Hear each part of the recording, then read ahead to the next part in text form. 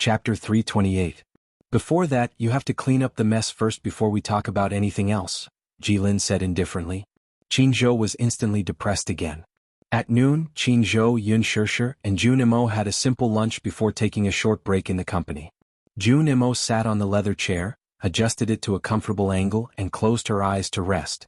Qinzhou led Yun Shirshir on a tour of Huanyu's headquarters building and introduced it to her floor by floor. Huanyu's headquarters towered into the clouds and was extremely spectacular. It was a full 50 floors high and was unreachable. It was Yun Shirshir's first time visiting this entertainment empire that was the focus of the world's attention. Huanyu had 2 major film and TV production companies and 3 authoritative media companies. Whether it was movies, TV series, or records, Huanyu had everything in one place. The huge entertainment empire was run in the entire building. As the famous Dream Factory, any name of the artistes signed by Huanyu was like thunder to one's ears. In today's entertainment industry, the 4 new female stars, the 4 ancient actors, Yang Mi, Han Yuyan, Yan Bingqing, Li Jiuxian, Lu Junyu, these hot names were all signed by Huanyu. Huanyu was no longer just a milestone. It was already an industry giant that monopolized the entertainment empire. Qinzhou took her to the rehearsal room, recording studio, and interview hall. He also brought her to meet a few famous film and TV series producers and directors under Huanyu. Yun Shirshir's elegant manner of speaking left a deep impression on many people. Everyone had high hopes for this newcomer. Then, Qinzhou gave her a general introduction of Huanyu's treatment. The treatment was unexpectedly good. The remuneration ratio on the contract was very generous. Generally speaking, the remuneration ratio for the artistes signed by Huanyu was generally 70% for the company and 30% for the artistes because of the training and packaging of the newcomers. As for her share, it was 50-50. What did that mean? Let's say that according to the remuneration for the movie The Green Apple, Gu Xing's contract with Huanyu was 60% to 40%, and the remuneration was 50 million. Then the company would deduct 20 million from this basis, and the remaining 60%, which was 30 million, would fall into his pocket. This was already the highest treatment in Huanyu. She, on the other hand, was paid 5 million yuan. In her hands she received a full 50%, which was 5 million yuan. Other than that, Huanyu would also provide a car for the artist to pick them up. She was given a Volkswagen Phaeton.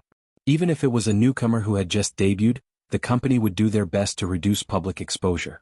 Huanyu had done a lot of homework on how to protect their artists' privacy. Even the most highly trained paparazzi wouldn't be able to catch the slightest movement of an artist from Huanyu. As for the private photos of celebrities on the entertainment media websites, they were just celebrities seeking exposure and cooperating to create hype. What awaited her next was a long and intensive training course. One of the most important aspects was the cultivation of the actors. Yun Shirshir was outstanding whether it was in terms of external conditions, appearance, temperament, manners, or internal conditions such as conversation, etiquette, and acting skills. He only lacked the tempering of his works. In the history of Huanyu, there had never been an artist who had both beauty and acting skills. It was also because of this that Jilin paid special attention to her. Chapter 329. In terms of public relations, how to deal with the tricky and demanding questions of the entertainment reporters, how to handle interviews, and a series of speaking techniques. The company required that the actors had to be fluent and flawless. Gu Xingzi was a textbook example. No matter how demanding the questions were, he could rely on his good reflexes to fend them off. Even in the face of the all-pervasive media, he could handle it with ease. Tang Yu was a classic example of a negative example. She had good looks and good acting skills, but her EQ was extremely low and she spoke without thinking. Everyone knew how she ended up. She fell from being a godly detective to the bottom of the valley.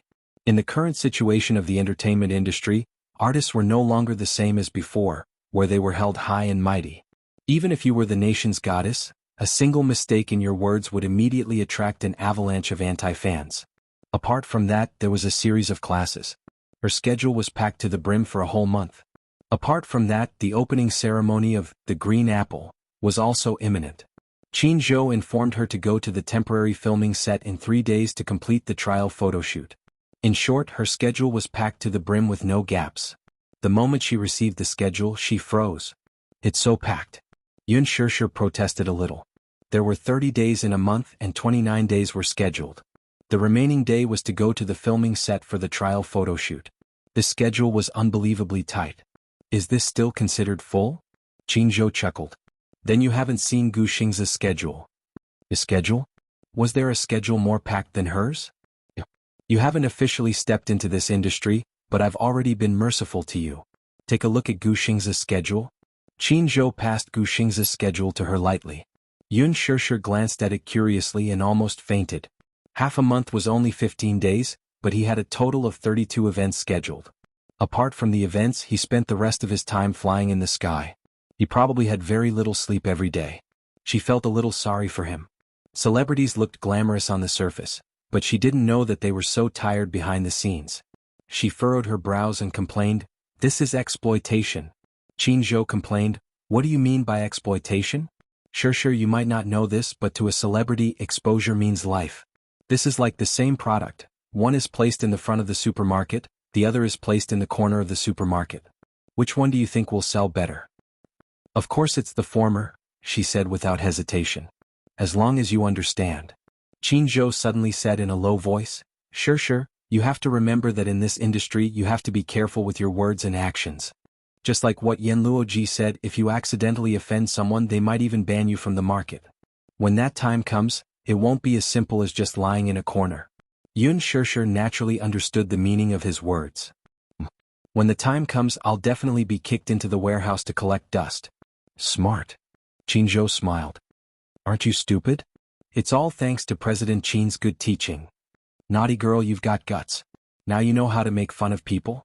Qin Zhou scolded with a smile. In the same batch of trainees, Yun Shishir's name was especially prominent. Among the 15 newcomers, she was the only one who could sign a contract with Huanyu's headquarters. She had just debuted and was already the #1 female lead in a gold medal director's movie. What made people jealous was that the moment she entered the company, she was assigned to the ace manager, Qin Zhou. Chapter 330. Many people started to mutter in their hearts.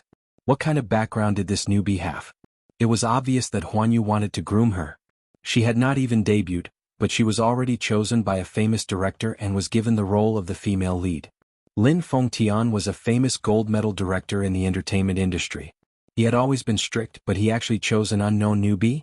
In the history of the entertainment industry, there was no example of Lin Fengtian's movies not being popular.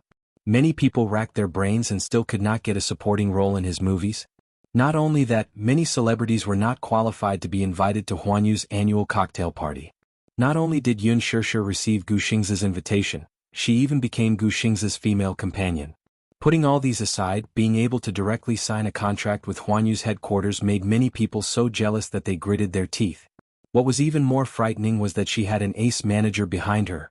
It would be a miracle if this newbie did not become popular. Among the newbies, many were jealous of her. She had not even debuted, but she already had such excellent resources. They could not wait to be jealous.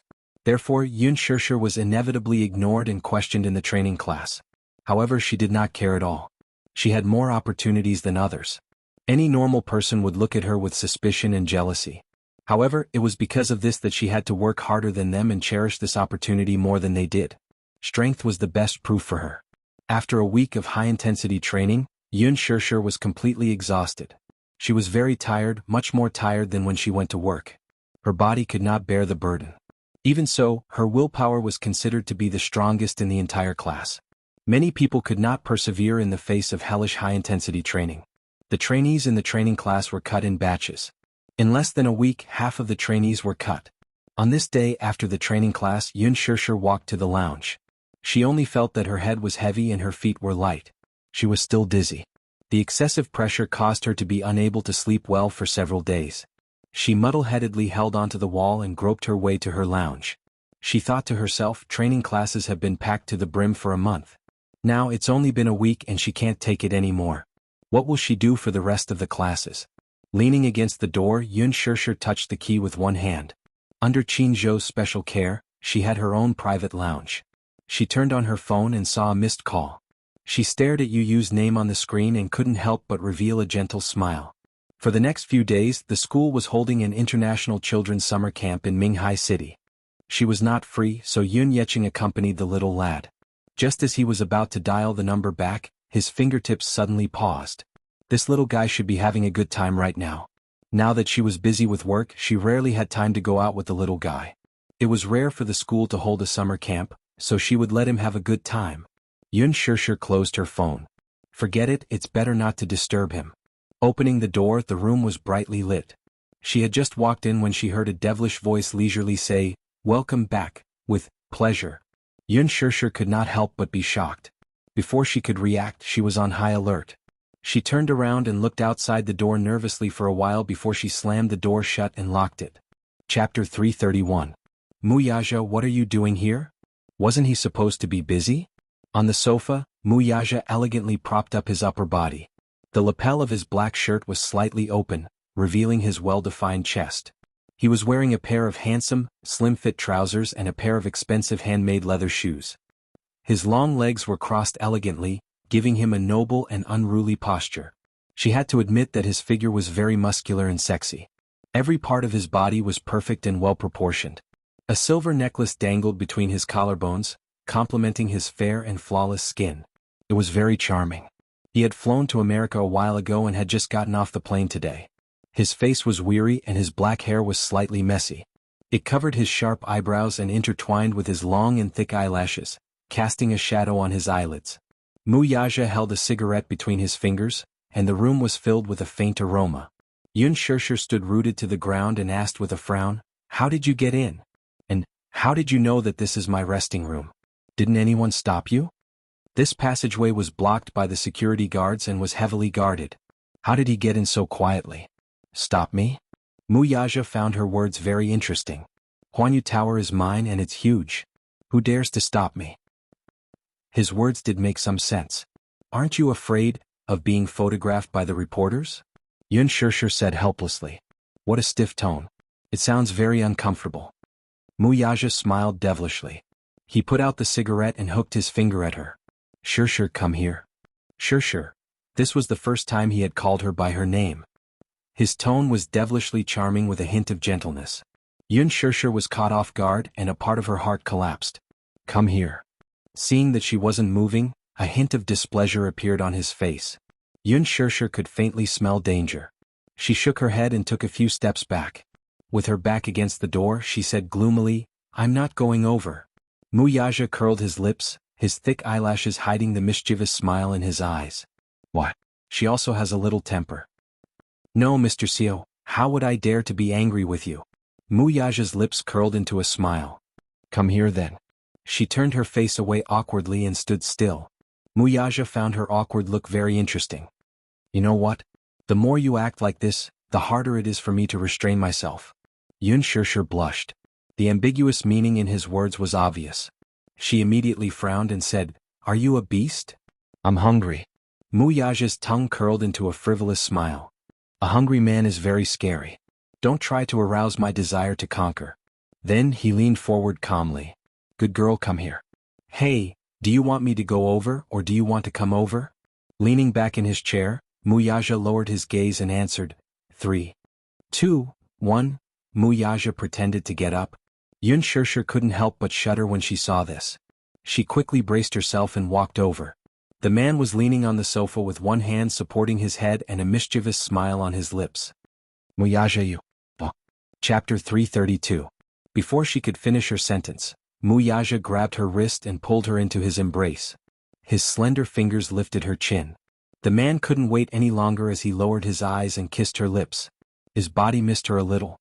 In the past few days in America, he had missed this woman all the time. He missed her shy and coquettish look. He missed the way she glared at him angrily. Even more, he missed the way she shyly waited under his body. Extremely charming. He missed her as if he had been poisoned by some kind of parasite. It was as if only she could cure the poison in his body.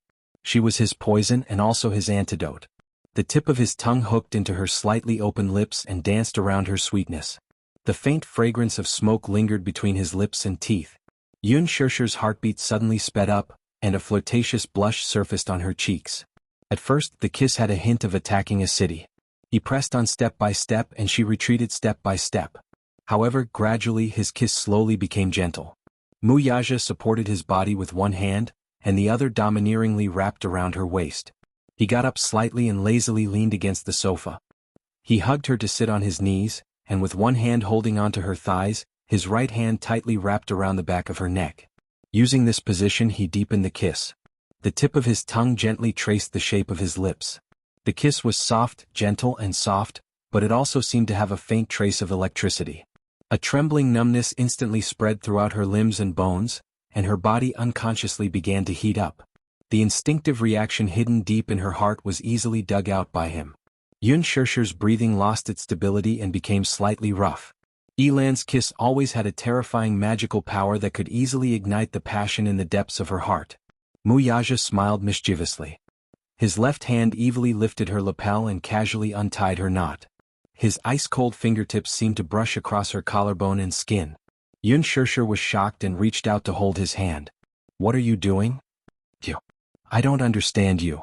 Yun Shishir blushed as if she didn't understand the hidden meaning in his words. Muyaja smiled and held her fingertips, guiding them to his chest. When her fingertips touched his buttons, Yun Shishir's face immediately turned red. He had become more sensitive after not touching her for a few days. It was just a deep kiss, but her face was completely red all the way to her ears. It was kind of cute. Muyaja said, "I didn't say that I was hungry. Woman, feed me. If you're hungry, let's go eat." Yun Shishir was both embarrassed and annoyed. "Woman, do you really not understand, or are you pretending not to understand?" Muyaja licked and kissed the corner of her lips. The tip of his nose pressed against hers as he said softly, "Eat you, don't you understand?" This time he understood. But Yun Shishir sucked in a deep breath of cold air. She swallowed hard and pressed her hands against his chest. "No. No. Why can't I sleep with my woman? Why was this man so domineering?" Yun Shishir was a little angry. She was extremely tired now and wanted to eat a full meal. Then she wanted to take a short and comfortable nap to replenish her sleep. But heaven didn't fulfill her wish. Muyaja looked at her evasive gaze and felt a little unhappy. Thus, he pinched her chin and covered her mouth with his thin lips again. Chapter 333. Pressing against her soft lips, he said in a low voice, "I missed you." His tone was filled with rare tenderness. It was a poison that no woman could resist. It was as if it had seeped into her bones and numbed all her nerves. At that moment, Yun Shishir was powerless to resist. Hugging her waist, he turned her around and pressed her against the corner of the sofa as he slowly inched closer to her. She didn't even have the slightest leeway before her lips were softly sealed by his again. This time the kiss wasn't as aggressive as before. His originally cold lips had some warmth under her tenderness. The deep kiss filled her mouth. He was no longer satisfied with just tasting her. He always craved more for her. She was like a mysterious treasure that tempted people to explore. The man's heavy body covered her body. She was so thin that she couldn't bear such strength. Her small hands pushed hard. Under the force, her lips and teeth tightened, blocking all his attacks outside the door. Muyaja reached out and pinched her chin. His fingertips pressed hard against her teeth. She felt the pain and couldn't help but open her mouth to compromise. A refreshing breath rushed in, covering her sweet lips and tongue, invading her. His attacks were gradual. Her beauty was hard to find words to describe in the world. Muyaja held the back of her neck. His slender fingers slowly entered her hair. He suddenly kissed her fiercely. In his passion, he couldn't wait to integrate her into his bones and blood. Knock, knock, knock. Someone suddenly knocked on the door. Yun Shishir's eyes suddenly opened and she woke up in an instant. Her fading rationality gradually came back. She turned her head in shock and heard a woman's voice outside the door. "Shishir, are you there?" The person outside the door was actually a newcomer from the same batch as her, Jianghu. She was 23 years old and came to Beijing alone when she was in her teens. After struggling for several years, she won the opportunity to sign a contract with Huanyu Pictures. She was a newcomer with good qualifications. If she could achieve good results in this training, she could sign a contract with Huanyu Pictures and officially debut. Without waiting for her response, the woman turned the doorknob but found that it would not budge. Shishir, I left my jacket in your lounge. Come in and get it." "Are you there? Why is the door locked?" The air was filled with a soft and charming aura that flowed ambiguously. He did not stop at all because of the commotion outside the door. She couldn't help but feel a little nervous. She pushed Muyaja, who was on top of her, but the man didn't react at all. He ignored the disturbance outside the door. She could not help but feel a little anxious at his indifference. "Muyaja, stop." Muyaja smirked. "What should I do? I can't stop." Yun Shishir struggled to turn around, but was trapped in his arms domineeringly. Muyaja licked her earlobe and whispered, "Let her go." "Yun Shishir, are you there?" The person outside the door was a little impatient. Mu Yaja's flirtatious gaze became more dangerous as his eyes slowly narrowed. Yun Shishir was scared witless. She hurriedly said loudly, I'm not free now. Yun Shishir regretted speaking just now. Her voice was misty and trembling, full of suppressed lust. How embarrassing. Shishir, your voice sounds weird. Are you not feeling well? Chapter 334. Mu Yaja gave a strange smile as his slender index finger pinched her sensitive spot. She let out a soft moan and hurriedly covered her mouth with her hand as she glared fiercely at him. Did this guy want to see her embarrass herself? Shishir? What's wrong with you? The person outside pushed the door. Yun Shishir's nerves were on the verge of breaking. Even her breathing became a little hurried. Answer her. Mu Yaja smiled evilly and the tip of his tongue traced the kiss mark on her neck that hadn't faded yet. That was the seal he had left on her body. Yun Shishir didn't know what to say and was furious. This man was obviously trying to embarrass her. Under his attack, half of her mind was in a rational state, and the other half was on the verge of collapse. I'm fine. Your coat, I'll send it to you later. There was suddenly no sound outside the door. The long silence made her extremely nervous. However, the man found her nervous look interesting, so he didn't stop attacking her and kept messing around with her body. In the end, Yun Shishir flew into a rage out of humiliation and wanted to stop this tense invasion. Suddenly she felt a sharp pain on her lips. Mu Yaja's handsome eyes suddenly opened and a trace of scarlet flashed across his eyes. When he realized that she had bitten his lips, the anger in his eyes disappeared in a moment. In the pain, his lips quickly became numb, but he didn't retreat. Instead, he deepened the kiss with the beautiful sweet taste. The blood on his lips couldn't stop flowing. The tip of his tongue outlined, like a bloodthirsty vampire, evil and charming. He passed the sweet and fishy taste into her mouth. He wanted to let her have a taste of it. In the lounge there was endless romance. Yun Shishir's tongue touched a trace of sweetness and a white light suddenly exploded in her mind. Mu Yaja continued kissing and plundering her passionately. However, the person under him gradually stopped responding. Mu Yaja slowly raised his head, only to see the person in his arms looking up at him with a pale face. Her eyes were fixed on his face. There were traces of blood on his lips. It was the blood from when she had bitten his lips. Coupled with her pale lips, it was strangely seductive.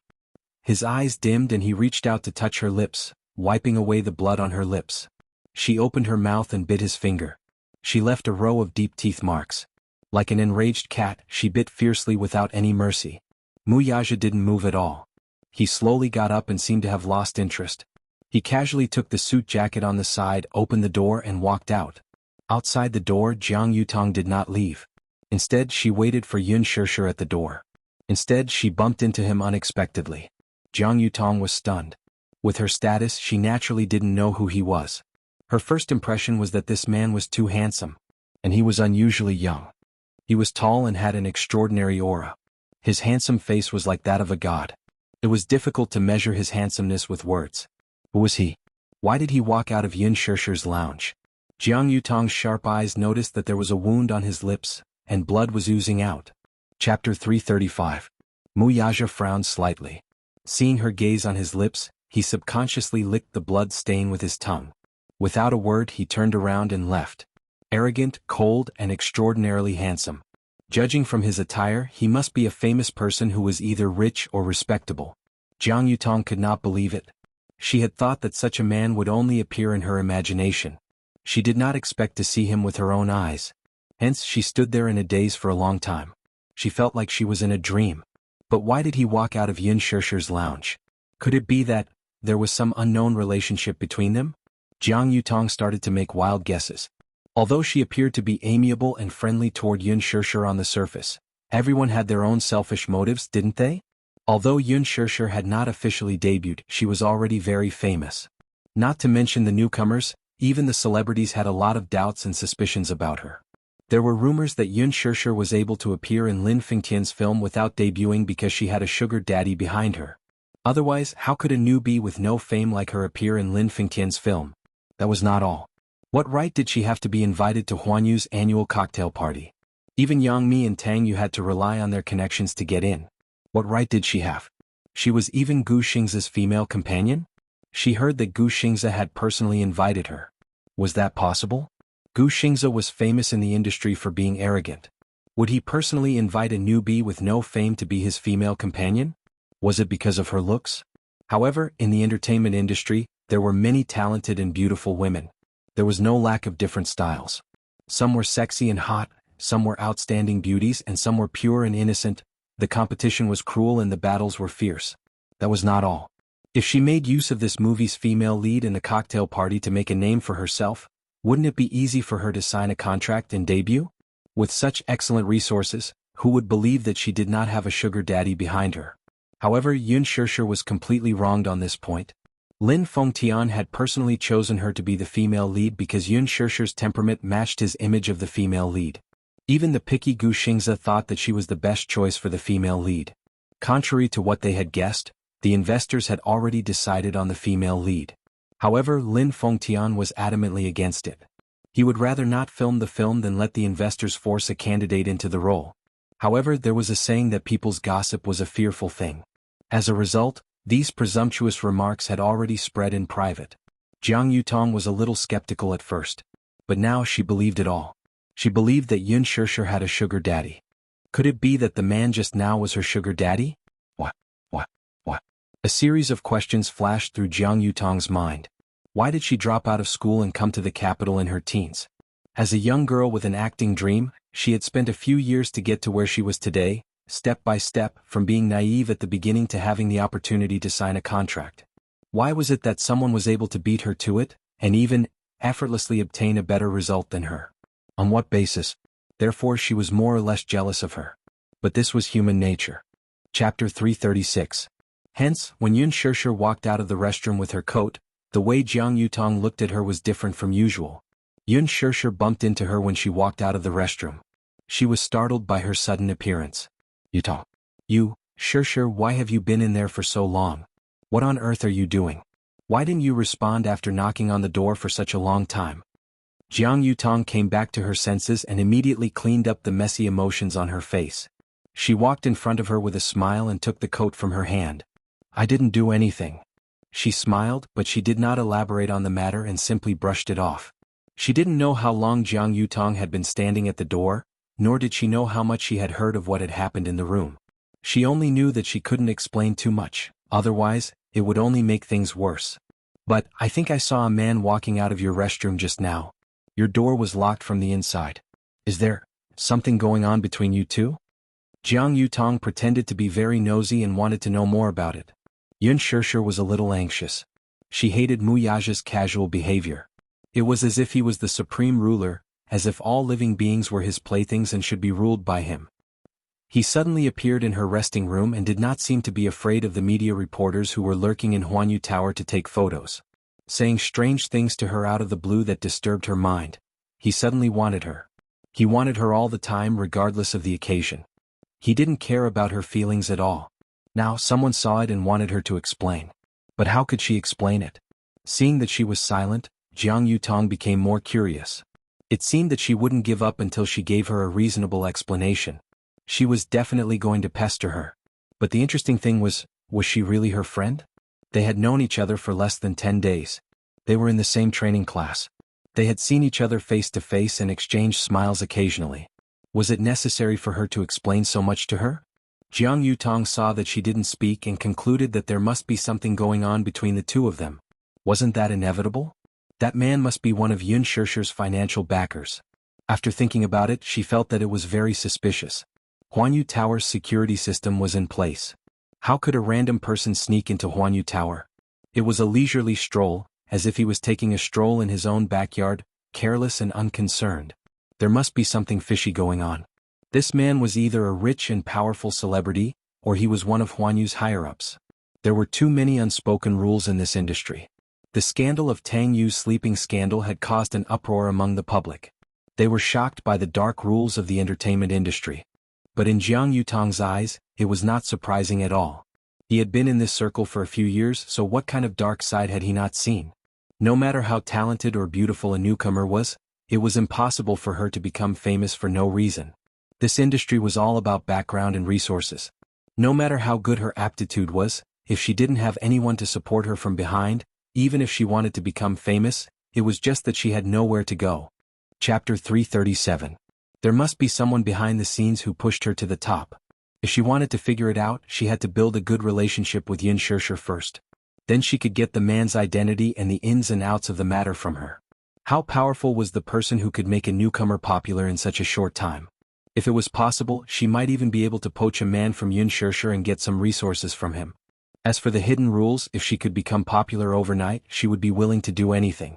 After staying in this circle for a long time, her values were naturally not right. She could not be indifferent to the so-called innocence. After all, she was not young anymore. If she could not make a name for herself, she would never have another chance. Therefore, since she could not force her, she could only play the tender card. With a friendly smile on her face, she lowered her voice and asked, "Shirshir, the man just now, is he your boyfriend?" "That's not it," she vehemently denied, feeling baffled by his words. Wasn't Jiang Yutong being overly enthusiastic about her matters? What was the relationship between her and Mu Yaja? Was it her turn to ask? Thinking of this, Yun Shirshir turned and walked to the training room. When Jiang Yutong saw this, she unwillingly followed behind her and said carefully, Sure, maybe you think that I'm the kind of person who can't keep secrets, but I've always treated you as a good friend. Among all the newcomers, you take care of me the best. We are friends, right?" Yun Shirshir slowed down her pace. Friends except for Xiao Shui, she really had no friends. When she was in school, she was a little autistic. In school, girls always liked to gather in small groups. If she could not fit in the group, she would be isolated. What's more, when she was in school, her appearance gradually grew. She was fresh, pure and beautiful. Not only in class but also many seniors admired her very much. Among them, some of these seniors were the most handsome men in school. They were the Prince Charming in many girls' eyes. Therefore the hatred was more obvious. Many boys were constantly pursuing her. Every morning when they went to class, their desks would be stuffed with a stack of envelopes. Some of these envelopes contained love letters that were full of sweet nothings, while others contained razor blades and threatening letters sent by some girls. Every time, she threw them away cleanly and didn't open a single one of them. She did not have the throbbing of a girl's youth at all. What she wanted was to get into a good university, then leave the family and be independent outside. Her behavior of throwing away the love letters in the eyes of outsiders was arrogant. Most of the boys in school were hot-blooded and cared about their faces. Many boys saw that the girl they passionately pursued threw away the love letters one drawer after drawer, and their admiration turned into anger out of shame. Therefore, not only did the girls give her the cold shoulder, but the boys also ostracized her, isolated her, teased her, and even went overboard. Nobody was willing to be friends with her. It seemed that she did not need a friend. Although she was alone, there was no betrayal, no framing, no trouble, which was very good. But there were many people who pointed at her back and called her a vixen.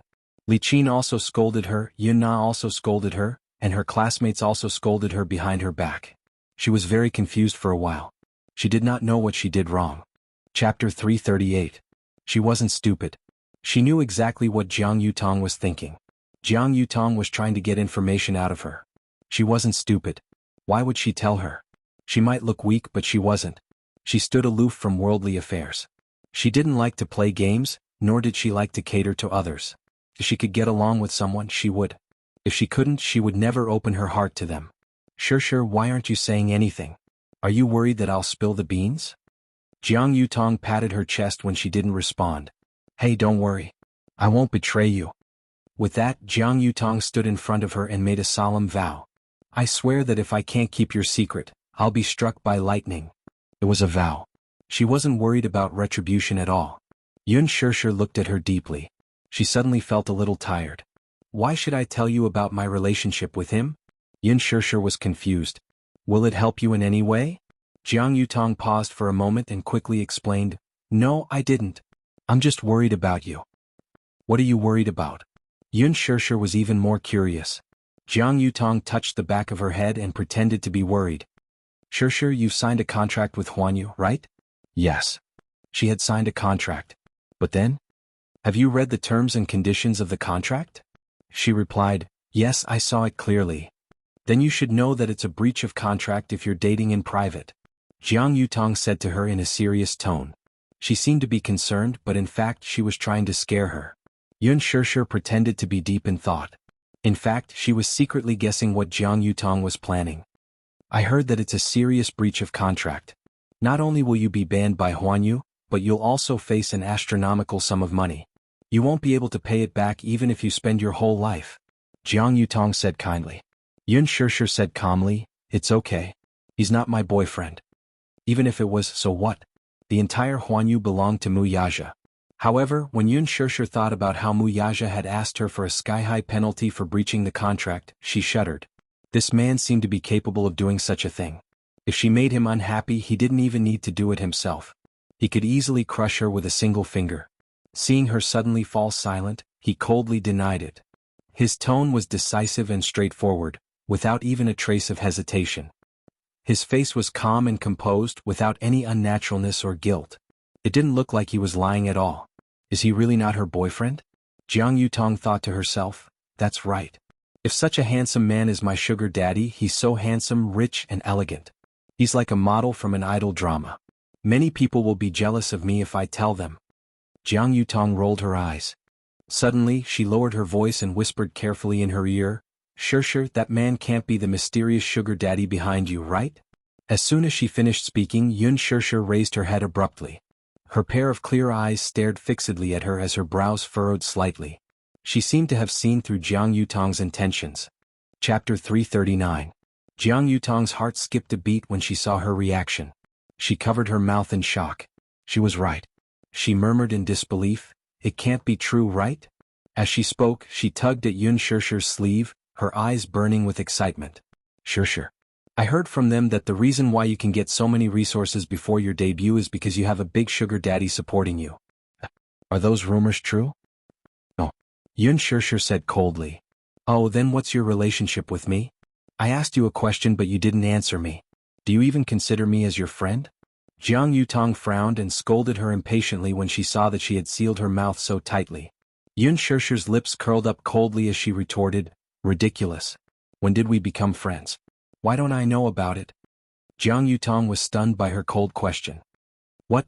She seemed to be a little lonely because of Yun Shirshir's indifference. She lowered her eyes and sighed absent-mindedly. I thought, we were friends? She murmured, looking aggrieved and sad. She said bitterly, you're so nice to me. I thought you should treat me as a friend. Yun Shirshir was so angry that she laughed. You thought? Your so-called thought is just your wishful thinking. Jiang Yutong was irritated by her straightforward words. Yun Shirshir, what do you mean? You make it sound like I'm coveting something from you. Why do you have to be so sarcastic? You've really hurt my heart. Yun Shirshir's face curled into a sneer as her lips curled into a mocking smile. Jiang Yutong, what answer do you want from me? Jiang Yutong stared at her blankly. She couldn't help but feel that Yun Shirshir was so aggressive. What? I'm asking you now. Why are you silent again? Yun Shirshir's lips curled into a smile. Let me ask for you then. You want to ask me, I'm just a newcomer, how can I be in Director Lin's film? Jiang Yutong's eyes changed. She nodded silently. Suddenly she realized something and shook her head. That's not what I meant. Yun Shirshir smirked and took a step closer to her. Then what do you mean? On what basis can I attend Huanyu's annual cocktail party? What right do I have to be Heavenly King Gu's female companion? What right do I have to sign a contract with Huanyu when I just debuted? Is it related to the man you saw just now? Isn't that what you want to ask? Yun Shirshir was 1.7 meters tall, while Jiang Yutong was only 1.6 meters tall. The difference in height between them was destined to make Yun Shirshir look down on her. Jiang Yutong stared at her, dumbfounded. She clenched her fists tightly and wanted to say something, but she stopped herself. That was what she wanted to ask, but she had asked it so vaguely. She thought that Yun Shirshir, who looked dull on the surface, would not be shrewd. She did not expect her to see through her thoughts at a glance. Chapter 340. Behind her, Jiang Yutong froze on the spot with a pale face. Her eyes were filled with hatred. She was also embarrassed. Women were creatures that held grudges. Jiang Yutong swore to herself that she would return the humiliation she suffered in front of Yun Shirshir today 100-fold. However, she was a woman of her word. Therefore, when Yun Shirshir stepped into the classroom the next day, she was acutely aware of the crowd's judging, speculating and questioning gazes landing on her. They were as sharp as arrows, making her feel uncomfortable as if she was being pricked by needles. She raised her head and vaguely saw Jiang Yutong looking at her with a deep expression. She was sitting in the corner, staring at her with a gloomy expression, as if she was very appreciative of her current awkward situation. The murmurs made Yun Shirshir feel as if she had returned to her days as a student. The moment she stepped into the classroom, she was greeted with the same piercing gazes and scrutiny. From head to toe, from the outside to the inside, it was as if they wanted to dig out every corner of her body. Humans were selfish by nature. When they met something better than themselves, they would be envious, jealous, and even want to destroy it. Jianghu was such a woman. Yun Shishir, on the other hand, preferred peace. She was not overly greedy or ambitious. Most of the time she just wanted to enjoy the world in peace. She wanted to live and survive peacefully. This kind of peace had accompanied her for almost her entire life. No matter what kind of slander or predicament she faced, she could suppress herself and get through it calmly. This kind of peace might seem lonely or even cold in the eyes of outsiders. However, it was as if her life was destined to be full of misfortune. It was destined to not be peaceful. Yun Shishir pretended to be calm. She hugged her textbook and sat down in her seat. But her carefree attitude caused even more whispered discussions to arise. Buzzing, buzzing, buzzing, it was as if innumerable flies were surrounding her and circling around her, disturbing her to the point that her mind was in turmoil. She looked up slightly and glanced at the indifferent faces following the murmurs. Seeing this, those people quickly lowered their heads and pursed their lips. They felt guilty and did not say a word. However, when Yun Shishir lowered her head, the murmurs started again, making her feel extremely anxious. This was terrible. There was no need to think about it. Who was the culprit behind this sudden disturbance? Jianghu must have spread some kind of rumor in the classroom to attract those suspicious gazes. The faces of those who were whispering to each other in private gradually became distorted and hideous in her eyes. They were incomparably hideous and ugly. She could no longer pretend to be calm. She pushed the table angrily and stood up, shouting, "Are you done?" Everyone was stunned. No one expected Yun Shishir, who was usually quiet and even timid, to the point that she was actually angry. For a moment, it was as if the air had frozen. Until Jianghu sneered, "No one is talking about you. What are you thinking? You're deaf, but I'm not." Yun Shishir retorted with a sneer. Jianghu choked for a moment and was speechless. People who looked easy to bully were not easy to bully. Chapter 341. Suddenly, a voice came from the classroom. "You're the only one who's allowed to do it, but we're not allowed to talk about it?" "Who's talking?" Yun Shishir's cold gaze swept over. "If you're talking to me, please stand up first and let me see who you are. This is the basic courtesy between people. Who's afraid of you? Do you think you're so great just because you have a sugar daddy to rely on?" In the second row, a pretty girl with a ponytail stood up unhappily. "We're talking about you, so what?" Yun Shishir's eyes narrowed as her lips curled into a cold smirk. Everyone present shuddered inexplicably at this sight. "What are you talking about?" Her voice was very soft and light, but it revealed a sense of coldness. This coldness was not indifferent on the surface, but it was bone-chilling. That ponytail girl was also a little frightened by her tone and shrunk her shoulders slightly. But when she thought of the dozens of people in the training class who were on the same side as her, she regained some courage and said, "We're talking about how unclean you are and how you use dirty and despicable methods." Yun Shishir's expression did not change. For example? Do you still need to ask me about what you've done?" That girl sneered and said, "Yesterday someone saw a man walking out of your lounge. You're the only one using that lounge and I don't know who gave you the privilege. That man must be your sugar daddy behind the scenes.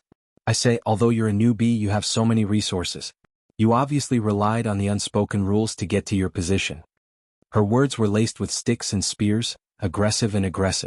Yun Shishir said indifferently, "A woman's jealousy is really scary." "What did you say? I'm jealous of you?"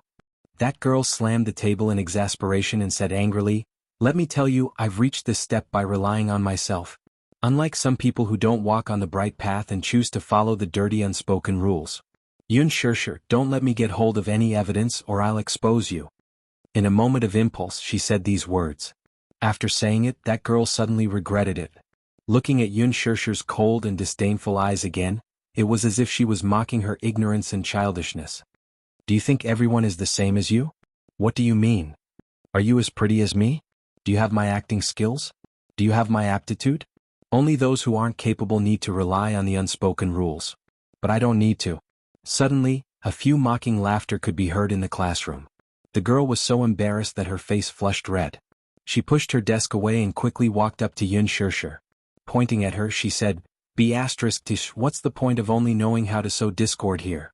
Are you saying that I'm not as pretty as you? Do you with your acting skills? Do I have your aptitude? Where do you?" "I'm Tishi," she said coldly. However, there was no rebuttal in the classroom.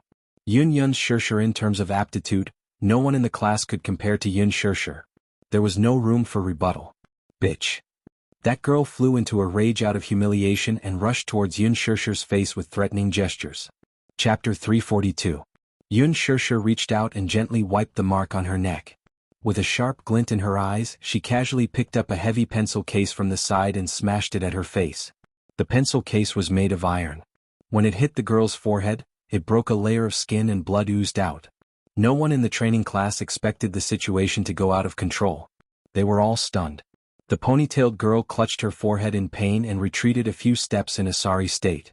Looking at the bloodstain on her hand, her face flushed red in an instant. Feeling wronged and unbearable, her eyes reddened. Losing her rationality, she picked up a stool from the side and hurled it at Yun Shirshir. There were a few exclamations and attempts to dissuade her. However, her movements were too fast. There was no time to stop her. In the blink of an eye, the stool hit Yun Shirshir. Yun Shirshir couldn't dodge in time and was hit by the stool. She staggered and fell to the ground. At the same time, a thunderous roar came from the door. "What are you doing?" Everyone looked over and saw the deputy artistic director, Zheng Yun, standing at the door angrily. His eyes were fixed on the stool in the ponytailed girl's hand.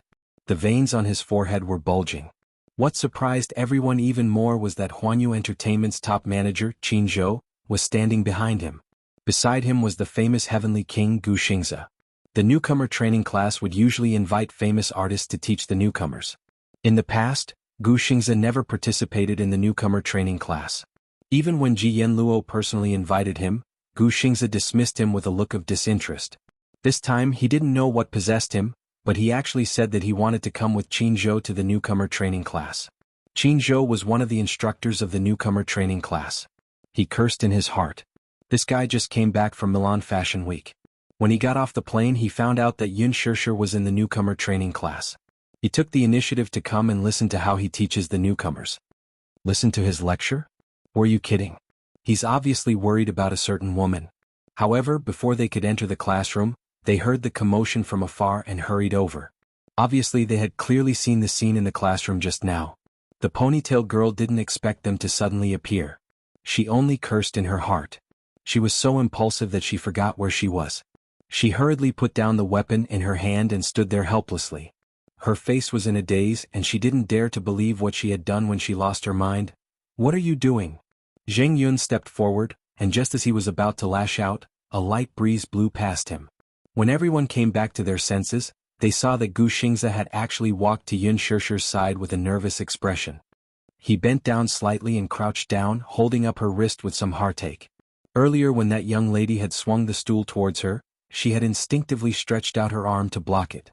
On her pure white arm, a thick bruise had instantly appeared. In Gu Xingze's eyes, he couldn't hide the pain in his heart. He carefully touched the wound, causing Yun Shirshir to frown. "Does it hurt?" he asked nervously. Yun Shirshir shook her head and gritted her teeth. "It doesn't hurt." "You're still saying it doesn't hurt?" Gu Xingze knew her well. No matter how painful it was, she would try her best to endure it. Seeing the cold sweat on her forehead oozing uncontrollably, Gu Xingze suddenly raised his head. A dangerous glint flashed across his cold eyes. "Who hurt you?" There was a strange silence in the classroom. The dead silence was suffocating. Chapter 343. Who hurt her? He was at the back of the group, so he did not see what happened just now. When he stood at the door, Yun Shirshir had already fallen to the ground. Beside her, a ponytailed girl was holding a stool in her hand, standing there in a daze. There was a strange silence in the classroom. Everyone was frozen in place and no one dared to make a sound. This was the first time they saw Gu Xingze's real face. In the past, they mostly saw the image of the Heavenly King on the television screen. Sometimes he was arrogant, sometimes he was cold, and sometimes he was gentle.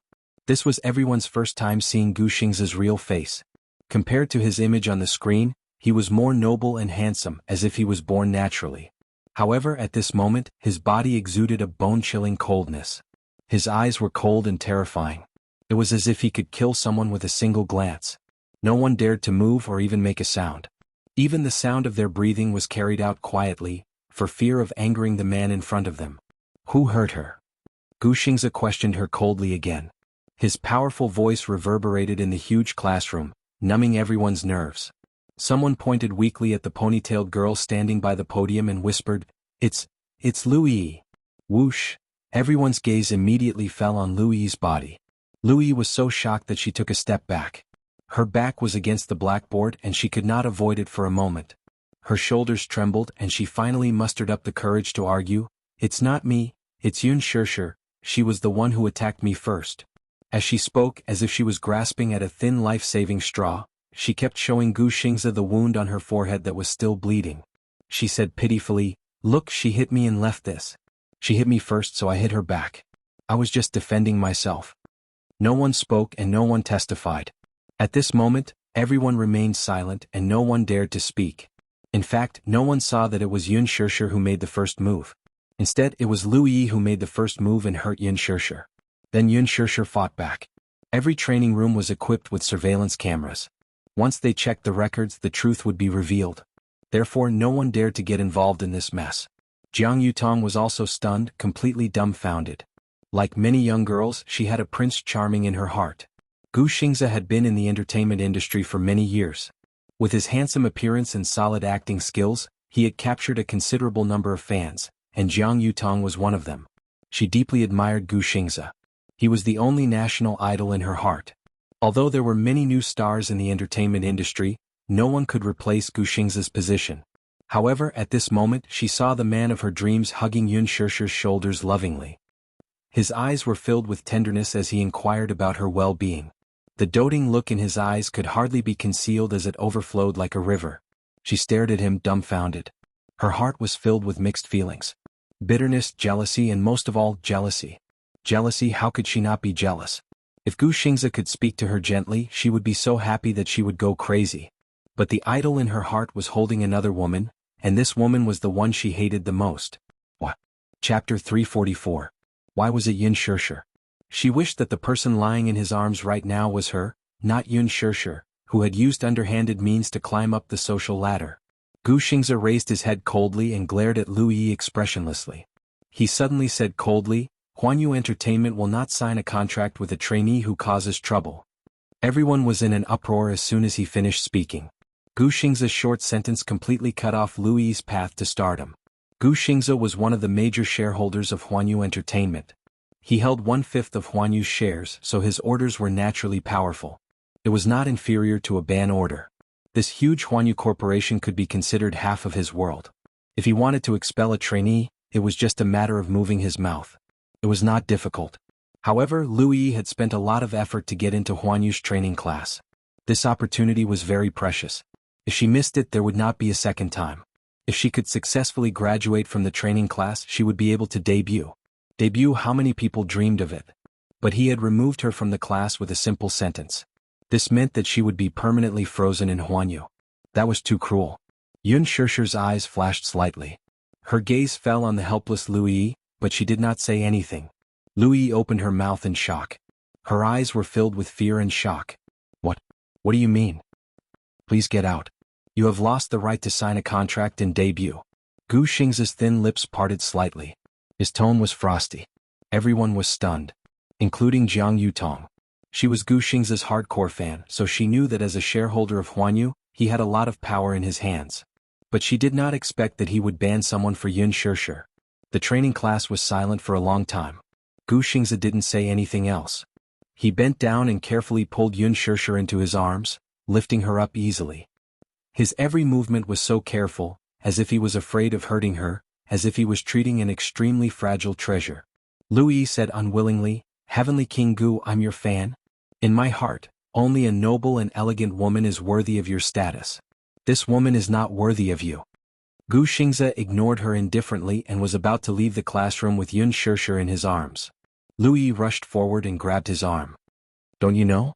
She relied on the unspoken rules to get to her position. Let go, he warned in a cold voice. His cold gaze was like a sharp sword, shooting at the back of her hand. Louis was frightened by his gaze and took a step back. However, she finally gathered her courage and cried, Since you want to fire me, then please give me a satisfactory explanation. Yun Shirshir is also a student of the training class. She has already signed a contract with Huanyu. I remember that the contract states very clearly. During the contract, she can't be in a relationship. Otherwise it's a breach of contract. Yesterday someone saw a man entering and leaving her lounge. She obviously relied on dirty means to get to her position. Why does she have special treatment? Shut up. Louis did not care about his warning. If she lost the right to sign a contract, Yun Shishir would not have an easy time either. Chapter 345. This has nothing to do with you. Gu Xingze could not be bothered to listen to her explanation and left with Yun Shishir in his arms. Qin Zhou's expression changed slightly when he saw Gu Xingze leave. He instructed Jing Yun to tidy up the situation and left in a hurry. Gu Xingze brought Yun Shishir to his studio on the 30th floor of Huanyu Tower. Gu Xingze's studio occupied a total of 500 square meters of floor space. The entire floor was his world. When the elevator door opened, a simple yet luxurious living room came into view. The private doctor was already waiting in the living room. Qin Zhou had hurriedly contacted the private doctor in Huanyu Tower just now. Gu Xingze placed Yun Shishir on the single bed behind the screen and turned around. Come and take a look at her. The doctor observed Gu Xingze's expression and saw how nervous he was. He knew how important this woman was to him, so he did not dare to neglect her. Yun Shishir allowed the private doctor to examine her and concluded that it was just a light bruise. After some simple treatment, she would recover in a few days. Gu Xingze's stiff and cold expression finally relaxed. Thank you, Gu Xingze. Yun Shishir said gratefully from the bottom of her heart. She did not mention a word about what happened in the classroom just now. Qin Zhou saw that Yun Shishir was fine. He was a discerning person, so he quickly left with the doctor. Bang. The elevator door closed and the living room fell silent. Gu Xingze slowly sat on the side of the bed and looked up at her. He asked softly, "Does it hurt?" His expression was careful, as if she was a precious and fragile object in his eyes. If he did not take good care of her, she would break easily. Yun Shishir shook her head. It doesn't hurt anymore. You're putting on a brave front. Gu Xingze lowered his eyes and looked a little helpless. I used my hand to block it. I'm not injured anywhere else. It's just a light bruise on my arm. It will be fine after some time, said Yun Shishir. After she finished speaking, there was a long silence. It was so quiet that it felt a little awkward. Both of them had their own thoughts and did not speak to each other. Just as he was about to speak, Qin Zhou suddenly called. He immediately looked a little impatient. He picked up the phone and said coldly, "You better have something urgent." Qin Zhou's lips twitched. It's like this. Jilin wants to meet you for dinner. Bring Yun Shishir. I'm not going. Her arm was injured. How could she go? It's about the movie. Let's meet another day. I can't. The producers and investors are all there. Your brother is there too. Gu, could it be because of Yang Shouqing? Gu Xingze was slightly stunned. He was absent-minded for a moment. Then he hung up the phone and stood up. You rest here first. Yun Shishir quickly stood up as well. It's okay. I can go with you. Her hearing was very good. Gu Xingze did not avoid her when he answered the phone. She could vaguely hear that Qin Zhou wanted her to go too. Gu Xingze looked at her helplessly. His eyes were filled with tenderness and heartache. Be a good girl. Although it was a short word, his face was overflowing with love and affection. It made it impossible for her to resist. Gu Jinglian was an extremely dangerous person. He did not want Yun Shishir to appear in an event where he was present. Yun Shishir compromised. Okay. Gu Xingze was relieved. However, just as he was about to turn and leave, Yun Shishir quickly followed him and gently tugged at the corner of his shirt. I'd better go with you. What if it's something important? Gu Xingze pondered for a moment and finally nodded. Okay, then you listen to my arrangements. Chapter 346. At night the wind was bone-chilling. The location of the appointment was Palace, Private Clubhouse. Palace, Private Clubhouse, was located in the bustling Longchuan Manor. The scenery was unique and it was far away from the hustle and bustle of the city. It was a rare and peaceful place. 100 years ago, this place was densely packed with aristocratic mansions. The Gu family, which had 100 years of history, was also from an aristocratic family. With the passing of time, this piece of land had become the most desired and unattainable place for the common people in the capital. However, on this piece of land where every inch of land was worth its weight in gold, the Gu family's old mansion occupied a considerable amount of land. The Gu family was the #1 aristocratic family in the underworld and was ranked first among the 3 major families in the capital. Even now, after 100 years of prosperity and decline, the Gu family was still a powerful family in the underworld. The Gu clan was an existence that controlled half of the entire underworld. The other clans were wary of them, and they had once enjoyed a period of glory. 15 years ago, there was an internal strife within the Gu family. In order to fight for the position of the head of the family, the direct descendants and the collateral descendants fought until their heads were broken and blood was spilled. Because of this, the Gu family declined for a period of time. Because of this, the Gu family had once fallen apart in 10 years. The bloodline of the Gu family was extremely weak. In the early years, the Gu family's position was unstable and the two children of the head of the Gu family, Gu Lianqing, were assassinated. Later on he had a son. Other than Gu Jinglian, the eldest son, Gu Lianqing also had a concubine son, Gu Xingze. A concubine's son. The so-called concubine's son was Gu Lianqing's illegitimate son. Gu Jinglian was the son of Gu Lianqing's first wife and was the rightful successor. However, Gu Jinglian's personality had always been arrogant. He was young and arrogant and was a typical hedonistic second generation. Although Gu Xingze was younger than Gu Jinglian by 5 years, he was deeply loved by Gu Lianqing. However, in the 100 years of the Gu family's history, there had never been a concubine's son who became the head of the family. Even if Gu Lianqing wanted to help him become the head of the family, the elders of the Gu family would probably oppose it. To the century-old underworld families, the distinction between direct descendants and concubines was very particular. The son of a concubine was a son of a concubine. He could not see the light of day. In the car, Gu Xingze stared coldly at the passing scenery outside the window. His identity had always been a shady one. He had never even stepped into the Gu family with a proper identity. When Gu Lianqing passed away more than a decade ago, Gu Xingze was only 10 years old. Gu Jinglian called him to his side and gave him a bank card and a plane ticket to a foreign country. This was the first time the two brothers had met, but it was also a farewell. At that time, Gu Jinglian had already successfully inherited the position of the head of the Gu family. Naturally, he could not tolerate any provocation. Gu Jinglian stood in the study and spoke to him briefly and straightforwardly. You don't have to work so hard in school. You don't have to work too hard to further your studies abroad. As the bastard son of the Gu family, you don't need to pursue any dreams at all. You only need to know how to squander and enjoy life. After all, I will give you an inexhaustible wealth in this lifetime. Gu Jinglian's evil face was full of mockery. I should have gotten rid of you, but my father left a will before he died. For his sake, sending you abroad is my last mercy. However, you have to remember that the position of the head of the Gu family belongs to me in the end. His words were cold and explicit. If it were not for Gu Lianqing's will before he died, Gu Jinglian would not have tolerated his existence. Going abroad was just another way for him to live. It was not until 10 years ago that he was pardoned and regained the right to set foot on this land. Chapter 347. The car slowly stopped at the private clubhouse. After settling Yun Shishir in the hall, Gu Xingze hurried to the VIP room. Yun Shishir planned to wait for him in the hall. She waited for a long time. Not long after, Li Lan walked in with a briefcase. As soon as she walked into the hall, she caught a glimpse of a beautiful figure sitting alone in the corner. She couldn't help but take a second look. She was surprised to find that it was Yun Shishir, so she walked over with a smile. Yun Shishir was sitting quietly on the sofa, reading a magazine in her hand. From afar, her slender figure looked so thin, but under the light, there was an indescribable tranquility and beauty. Li Lan was a little surprised to see her here. She sighed inwardly again and walked to the sofa. Li Lan sat down beside her and gently nudged her. Perhaps the movement was too abrupt, but she, who was immersed in her book, was a little startled.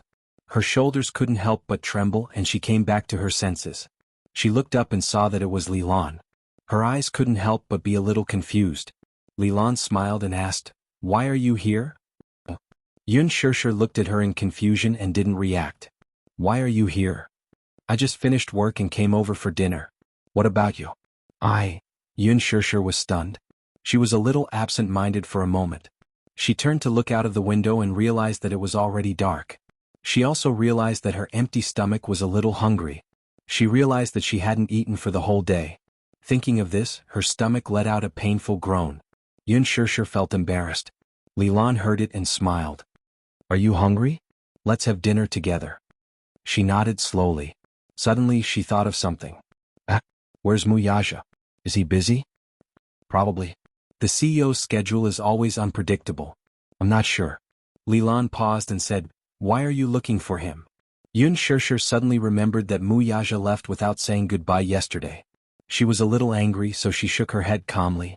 Suddenly she forced a smile and said, I'm hungry. I want to eat something. It seemed that she was so hungry that her stomach growled as soon as she finished speaking. She hurriedly covered her stomach, feeling a little embarrassed. Li Lan, who was sharp enough to notice this, laughed. Looks like you're really starving. Yun Shishir's cheeks were a little red. She couldn't help but feel aggrieved. Why was Gu Xingze was gone for so long? She hadn't eaten for a day. Li Lan smiled and asked, "Then what do you want to eat? I'll take you to eat." As she said that, she didn't forget to add, "Don't worry, whatever you want to eat, we have it all. And I'll definitely satisfy you." The CEO had repeatedly ordered her to do whatever she wanted, no matter how big or small. Naturally, Muyaja had specially instructed her to do so. Yun Shishir suddenly remembered that she had been thinking about Chinese food. Usually she was so busy that Yu was in charge of all 3 meals a day. Now that he wasn't at home, she actually missed his cooking. Hence, she missed it very much. Thinking of this, she moved her lips and said greedily, "I want to eat Chinese food." Li Lan smiled. Of course, she could satisfy such a small request. Chapter 348. Yun Shishir sent a text message to Gu Xingze and left with Li Lan. The palace was a high-end place for dining, leisure, and entertainment. It had a KTV, a bar, a gym, and a cafe. Whether it was working or holding a meeting, all kinds of food, drink, and entertainment could be done here. The Chinese restaurant at the palace was very famous. The decoration was elegant, and the signboard was naturally linked to the restaurant's reputation. On average, even if there were only 2 or 3 dishes, it would cost a few hundred to 1,000 yuan. Even so, it was still very popular. Therefore, if one did not make a reservation, it would be very difficult to get a seat. Moreover, it was the peak period for dining and the flow of customers was fierce. However, for Li Lan, making a reservation was a matter of course. After making an appointment, the store manager specially arranged a small private room with an elegant environment for them. The elegant lighting, glass windows, and bead curtains gave the room a very classical charm. Yun Shishir did not have a big appetite, but now she was extremely hungry. Looking at the delicious dishes on the menu, she felt even more hungry just by looking at the tempting appearance. The hungrier she was, the more reckless she was. She wanted to eat everything she saw. In the end, she unknowingly ordered a table full of dishes. Looking at the delicious dishes presented one after another, Yun Shishir pinched her chopsticks and felt a little guilty. Earlier, she glanced at the prices. Just one dish was around a few hundred yuan. With so many dishes, it would be impossible to fill the table without a few thousand yuan. Li Lan was also a little surprised. She looked at the table full of dishes in a daze. Her hand holding the chopsticks was a little stiff. She laughed and asked, "Are you really that hungry?" Yun Shishir was also a little distressed. Li Lan had eaten some snacks before work, so she did not feel very hungry. Moreover, she did not have a greedy appetite. After a few bites, she felt full and began to put food on Li Lan's plate. Yun Shishir ate with relish. This Chinese restaurant was indeed worthy of being its #1 signature. The exquisite dishes were indeed delicious, making one greedy for more. Moreover, she was indeed hungry. Now that she was in front of Li Lan, she did not care about her reserved image. She was very focused on eating. Before she knew it, more than half of the food on the table was gone. Li Lan just looked at her like this. Just looking at her like this was pleasing to the eye. This was probably what they meant by a feast for the eyes. No matter what a beautiful person did, it was a kind of pleasure to watch them. Before the soup was served, she raised her head and put down her chopsticks. The tip of her pink tongue gently curled the corners of her lips, as if she had not had enough, but also seemed to be satisfied. There was a kind of cute naivety in her eyes. Li Lan couldn't help but smile. She handed over the handkerchief and asked softly, "Are you full?" Yun Shishir nodded and took the handkerchief from her. She carefully wiped her mouth and subconsciously touched her slightly bulging belly. It was no wonder that the cost of food here was so high. The food was indeed delicious. If her appetite was big enough, she was confident that she could finish a whole table. She greedily glanced at the silver fish soup that the waiter had served again. She was a little reluctant to part with it, but she really couldn't eat any more. She helplessly sighed, raised her head and asked softly, "Can I take all of this away?" "Of course, as long as you want." Li Lan said again, "If you like the taste of this restaurant, I'll bring you here next time." Chapter 349. Only then did Yun Shishir reveal a satisfied smile. "It's getting late. Shishir, let's go back." Yun Shishir didn't show any disgust when Li Lan addressed her intimately. In her heart, she already had a good impression of Li Lan. Hence, she didn't reject Li Lan's affectionate nickname for her. She nodded, stood up and followed Li Lan out. Just as they walked out of the private room, they bumped into a well-dressed middle-aged man in the corridor. Li Lan's eyes were sharp. She recognized him at a glance. Out of courtesy, she quickly greeted him with a smile. "Ah, isn't this Mr. Qian? What a coincidence to meet you here." This middle-aged man was none other than Chen Xiaohua, the investor who was working with Huanyu Entertainment this time. It was also him who had invested heavily in Huanyu's next movie. He was also a famous big boss in Beijing. Hence, out of courtesy, she took the initiative to greet him. Chen Xiaohua also recognized her. He laughed and said, "Ha, Assistant Li? Nice to meet you. I didn't expect to meet you here. Why aren't you with your Mr. Mu?" Li Lan reached out and shook his hand. She was about to answer. However, she saw the man's gaze turn and look straight at Yun Shishir, who was standing behind her with an expressionless face. Chen Xiaohua's eyes widened slightly. There was surprise in his eyes, but more than that, there was a sigh of admiration. This girl was really beautiful. At first glance, she was already a celestial being. Her existence even brought light to this dimly lit corridor. Perhaps his gaze was too intense, or perhaps it was his gaze that was unique and invasive. Yun Shishir came back to her senses and followed his gaze. Instantly, she felt a little uncomfortable from the piercing gaze and unconsciously hid behind Li Lan. However, her dodging action, in his eyes, suddenly became a different kind of feeling. She seemed to be shy. It was no wonder that she would be shy. Regardless of whether it was her dressing or her mannerisms, she looked very young and inexperienced. Putting aside her innocent tone, just her tender and beautiful little face was enough to make his heart itch. This girl was somewhat to his liking. It wasn't as if Chen Xiaohua had never played with women before. He was the pride of the business world and an investor in the entertainment industry. He had been in the industry for many years and could be said to have traveled among the flowers. With his successful status, he would play with women very fiercely. It wasn't that he hadn't played with innocent girls and schoolgirls before. He had played with plenty of them. But in this era of material desires, how could there be true innocence? They were all pretentious and delicate in order to become famous. At first, he felt that they were a little interesting and charming, but after a long time, most of them were exactly the same. It was inevitable that he would find them boring and annoying. Thus, as he sized her up, his gaze became even more indifferent and deep. He was like a hunter that had locked onto his target, and his eyes were filled with ambition and possessiveness. Li Lan looked at his bright eyes, and the smile on his lips stiffened little by little. At the same time, he felt a little embarrassed. Chapter 350. At that moment, how could she not know what Chen Xiaohua was thinking? That look in his eyes, that undisguised desire to plunder on his face, all showed that this man was scheming something in his heart. Li Lan secretly thought that this man must have taken a fancy to the little girl behind her at first glance. According to the past rules, if she were to bring an artist out and encounter such a situation, she would definitely promote it to Chen Xiaohua. After all, it was a great honor for an artist in her company to be fancied by this man. To be able to climb to a high branch overnight like a sparrow flying to a branch to become a phoenix, that was naturally a great thing. Who would reject it? Of course, those girls who stepped into this circle for fame and fortune would be extremely happy. In the vanity market, sending women to those big bosses for entertainment could be considered an unspoken rule. However, now his target was Yun Shishir, and this was not allowed. Thus, she subconsciously stood in front of Yun Shishir, carefully protecting her, and at the same time blocking Chen Xiaohua's line of sight. This man then came back to his senses, still absent-mindedly glancing behind her from time to time, with a deep smile on his face. "Mr. Qian, why are you staring at her like that? Don't scare her." Li Lan smiled and said half-jokingly.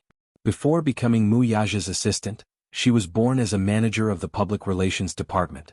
In terms of communication, dealing with and negotiating with some clients was naturally easy and handy. In terms of speaking, she was especially good. Just this funny sentence alone was enough to slightly calm the somewhat stiff atmosphere. Chen Xiaohua was also considered an experienced businessman. He had been at the wine table for many years, saying one thing in front of others and another behind others. In his heart, he had lived half his life and never taken off the mask on his face. Naturally, his ability to speak and read people's expressions was also top-notch. He could also see that this Li Lan seemed to have the intention of protecting her. Thinking about it, this girl's identity was not ordinary? Could it be that she was the daughter of some family? A socialite from the upper class? However, it did not look like it. It was not because of anything else. It was just that this girl did not have the arrogance and brashness that people in this circle should have. Instead, she had an air of arrogance about her. However, this arrogance was the kind that was ingrained in his bones. He was stubborn and determined. Moreover, the clothes she was wearing did not look like those of an aristocratic family's daughter. They were all simple designs. One had to know that all socialites from aristocratic families dressed extravagantly. Therefore he rejected this idea. Since he didn't have any background, there was nothing to worry about. He had taken a fancy to this girl. This girl is so pretty. Chen Xiaohua praised from the bottom of his heart. Then, he smiled and looked at Yun Shishir with an inquisitive look. Which family are you from? Tsk, why haven't I seen it before? Oh, this girl? Li Lan smiled. Although she was in a difficult position, she still smiled and introduced. This is an artist signed by Chairman Mu himself. She's a very talented newcomer. But I haven't officially debuted yet. Once I officially debut, I'll have to ask for your help, Xiao Qian. Chapter 351. She had deliberately emphasized the words Chairman Mu and personally. The meaning behind her words was already unclear. However, Chen Xiaohua was also very stubborn. Once he set his eyes on a woman, his determination would not be shaken even by thunder. Hey, don't mention it. Of course I can't not support Master Mu. He smiled and said a few more polite words. Then he looked at Yun Shishir meaningfully. The latter was obviously not used to his almost bone-piercing gaze, so she avoided Li Lan's gaze even more. She really didn't like this man looking at her as if he wanted to devour her completely. Noticing that she was avoiding his gaze, Li Lan's smile remained unchanged. However, she was slightly nervous. She couldn't help but secretly criticize the man in front of her. It was really difficult to deal with this man in front of her. Although she was Mu Yaja's assistant, Qian Xiaohua's prominent status was there, so she couldn't appear too strong. After all, she was just a small assistant. She had to be very careful with her words in front of a big shot. However, if she was to be more tactful, this old man was really cunning. He deliberately misunderstood her meaning and wanted to avoid her. He was determined to get Yun Shishir. However, if she insisted on Mu Yaja's face and rejected him, she was afraid that it would hurt the harmony between them. It didn't matter. The key was that Chairman Mu was now cooperating with him, and this cooperation was not a small matter. They had invested in a blockbuster film. Now that everything had been finalized, they only lacked one thing.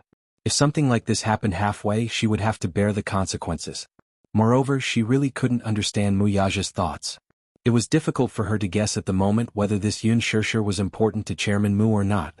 If she called and asked in front of him, she wouldn't give him a way out. If Chairman Mu didn't respond, he would blame her for not doing things properly. She wouldn't be pleasing either side. It was a dilemma. Now Li Lan, who had been through a lot, was also trapped in the current situation. It was extremely difficult for her. In all honesty, she wanted to protect her. After all, he had fallen into the hands of this old fox. After being toyed with like this, he was afraid that he would not have a good ending. Regardless of anything else, for this little girl, half of her life would be ruined. She could tell that this girl had a strong sense of self-esteem. It was already difficult for her to stay by Chairman Mu's side. Not to mention this fat old man. Just by looking at her evasive expression, he could roughly guess her reaction. She definitely wouldn't agree no matter what. But how should she deal with this man? Young Master Mu, you have good taste. Speaking of which, this little girl, Chen Xiaohua said with a smile as he approached Yun Shishir. She was shocked and quickly retracted her hand. Her body dodged to the side as she stared at him with extreme vigilance. She looked like a frightened kitten as all the hair on her body stood on end. Her brows were filled with a thick hostility. Although she didn't know what this man had in mind for her, she sharply discovered a terrifying ambition in his eyes. This ambition was exactly the same as He Lingxiang's when he looked at her. She didn't want this man to touch her at all. Even if it was just a strand of hair, she didn't want him to touch her. Chairman Qian didn't know whether to laugh or cry. Chapter 352. Why are you so afraid of me? It's not like I'm going to eat you up. Li Lan was anxious, but she maintained a respectful smile on her face. She smiled and said, Hey Chen Qian. Mr. Qian, this girl is still so young. Of course she doesn't know anything. I'm afraid that she won't be able to serve you well. Why don't I pick a few girls from the company who know how to do things and send them to you? What do you think? This woman wasn't a simple character. She was too slick in doing things. However, these words made Yun Shishir's hair stand on end. She had only heard that Huanyu Entertainment was one of the top entertainment companies in the country. Most of the artists who came from Huanyu were outstanding stars in the film or music industry. However, according to Li Lan's words, Huanyu was actually referring to them as serving people? Was there no place in the entertainment industry that was clean? Chen Chen was a little unhappy. He shook his head and looked at her mockingly. Miss Li, are you trying to brush me off? It's not that I want to say this, but even if you search the entire Huanyu, you won't be able to find another person like her. Don't talk about those mediocre women in your company. Hearing the impatience and disgust in his tone, Li Lan's face remained calm, but she was a little flustered inside. Could it be that she had to watch Chen Xiaohua openly take Yun Shishir away in front of her? If she stopped him forcefully, she was afraid that she would be neglecting him. To be honest, this man was definitely not someone she could afford to offend. With such a tough attitude, even if she brought up the CEO, this man would still be fearless. It was no wonder that he didn't care. Everyone in the entertainment industry knew that Master Mu would never treat the artistes in his company seriously. Women were dispensable. Hence, Chen Xiaohua naturally didn't mind. He was probably thinking that it was just a woman. Would Master Mu be so calculative with him? However, she hadn't been by the CEO's side for so many years for nothing. She could more or less tell that this girl was special in the CEO's heart. Was special. Li Lan sighed inwardly and held Yun Shishir's hand tightly. Chen Xiaohua waved at Yun Shishir and motioned for her to come over. However, Yun Shishir remained silent and expressionless as she leaned against Chen Xiaohua's side. Chen Xiaohua was a little anxious. You lass. How could he be so immature? How did Miss Li teach you? Yun Shishir pursed her lips and opened her mouth. She wanted to scold him fiercely, but no sound came out. However, Li Lan squeezed her hand tightly. Li Lan seemed to be telling her not to speak, so she bit her lip again. Li Lan hurriedly said, Mr. Qian, you have to do it for Mr. Mu's sake, right? After all, this girl belongs to him and no one can touch her. President Qian Yu. Chapter 353. Since Mu Yaja was not around, he could do whatever he wanted. Who did not know how to do one thing in front of others and another behind their backs. When Li Lan relayed his words back to Mu Yaja, there was no testimony, so he could just deny it. Who would believe a mere assistant? When the time came, Li Lan would be in deep trouble. She had to admit that this sly old fox had a shrewd plan. Li Lan was stunned. Although her expression did not change, she secretly sucked in a breath of cold air. This Chen Xiaohua was really gutsy. However, when she saw him reaching out to take Yun Shishir away by force, she instinctively stood in front of her protectively. Just as her mind went blank from nervousness, an extremely gloomy sneer was heard from the end of the corridor. Tell me, whose face do I have to give in to? This casual sentence was laced with a gloomy coldness. It was like a sharp sword sealed in ice, piercing one's heart to the point of numbness. Chen Xiaohua was stunned and his hands froze. How could he not recognize this voice? However, this voice was so cold that even the expression on his face froze. After a moment of shock, he abruptly turned around and saw a stalwart figure slowly walking toward him. The man had a head of black hair and was dressed in a well-ironed handmade suit. He was arrogant, domineering, and confident. His cold face was arrogant and domineering, and his aura was domineering. He was as handsome as a god. The man strolled over from afar.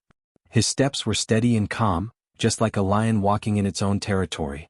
Behind him was a gorgeously dressed woman with heavy makeup on her face and wavy flaxen hair, which was the most popular nowadays. She was very Western-looking. However, Chen Xiaohua still recognized her at a glance. This woman was Huanyu Entertainment's newly signed newcomer, Lu Jingtian. At that moment, his scalp tightened. His eyelids fluttered violently, and his heart pounded like thunder. His old face instantly turned pale from shock. What is he doing here? Could it be that he had heard everything that she had just said? He was done for. Mu Yaja stopped in his tracks and looked up at Yun Shishir, who was hiding behind Li Lan. Seeing that the girl was hiding behind Li Lan, only revealing a corner of her clothes and her small head, the corners of his lips naturally curved into a faint smile. This girl's way of protecting herself really made one feel a little helpless. Did she think that everything would be fine just by hiding like this? He looked at her and said in a deep voice, "Come here." His gaze was fixated on her body. Without a doubt, the bystanders naturally knew who he was calling. His voice was not loud, but it was powerful, and there was a hint of doting in his tone. Even Lu Jingtian, who was beside him, was a little puzzled. It was as if she had never seen this man so easily reveal such a tender side of him. She frowned slightly and her heart was filled with mixed feelings. She followed his line of sight and looked at Yun Shishir with hostility in her eyes. She also recognized that this girl was none other than Yun Shishir, who had stolen the limelight at the banquet that day. Why is it her again? Why is she here? This woman is really haunting me. Chapter 354. Lu Jingtian's heart ached as she pursed her lips tightly. Her face was filled with undisguised displeasure. She saw the girl's pale, bloodless face behind Li Lan. Her eyes were guarded as if she had been frightened or aggrieved. She stubbornly pursed her lips and stared at the man with furrowed brows, but she did not take a step forward. This girl was really stubborn. There was no doubt that she was a beauty in the making. Li Lan, on the other hand, was secretly surprised. Even she did not expect the boss to suddenly appear here. In her moment of shock, she saw the boss asking Yun Shishir to go over, but the lass did not move. She seemed to be angry, so she reached out and pulled the girl out from behind her, pushing her in the direction of her boss. "Silly girl, why aren't you going over?" Yun Shishir lost her footing from the push and fell toward Mu Yaja, straight into his muscular chest. She awkwardly got up and retreated, wanting to keep a distance from him, but the man's strong arm wrapped around her waist domineeringly. She was forced to snuggle against his chest, and all she could hear was his strong heartbeat. That heartbeat was like a tranquilizer, and it quickly brushed away the uneasiness in her heart. Thus she did not resist and obediently stayed put. The man lowered his head and looked at her little head buried in his chest. His thin lips curled up. He was obviously very satisfied with her submission, but he was still a little dissatisfied inside. In her mind, it had only been a few days since he had last looked for her.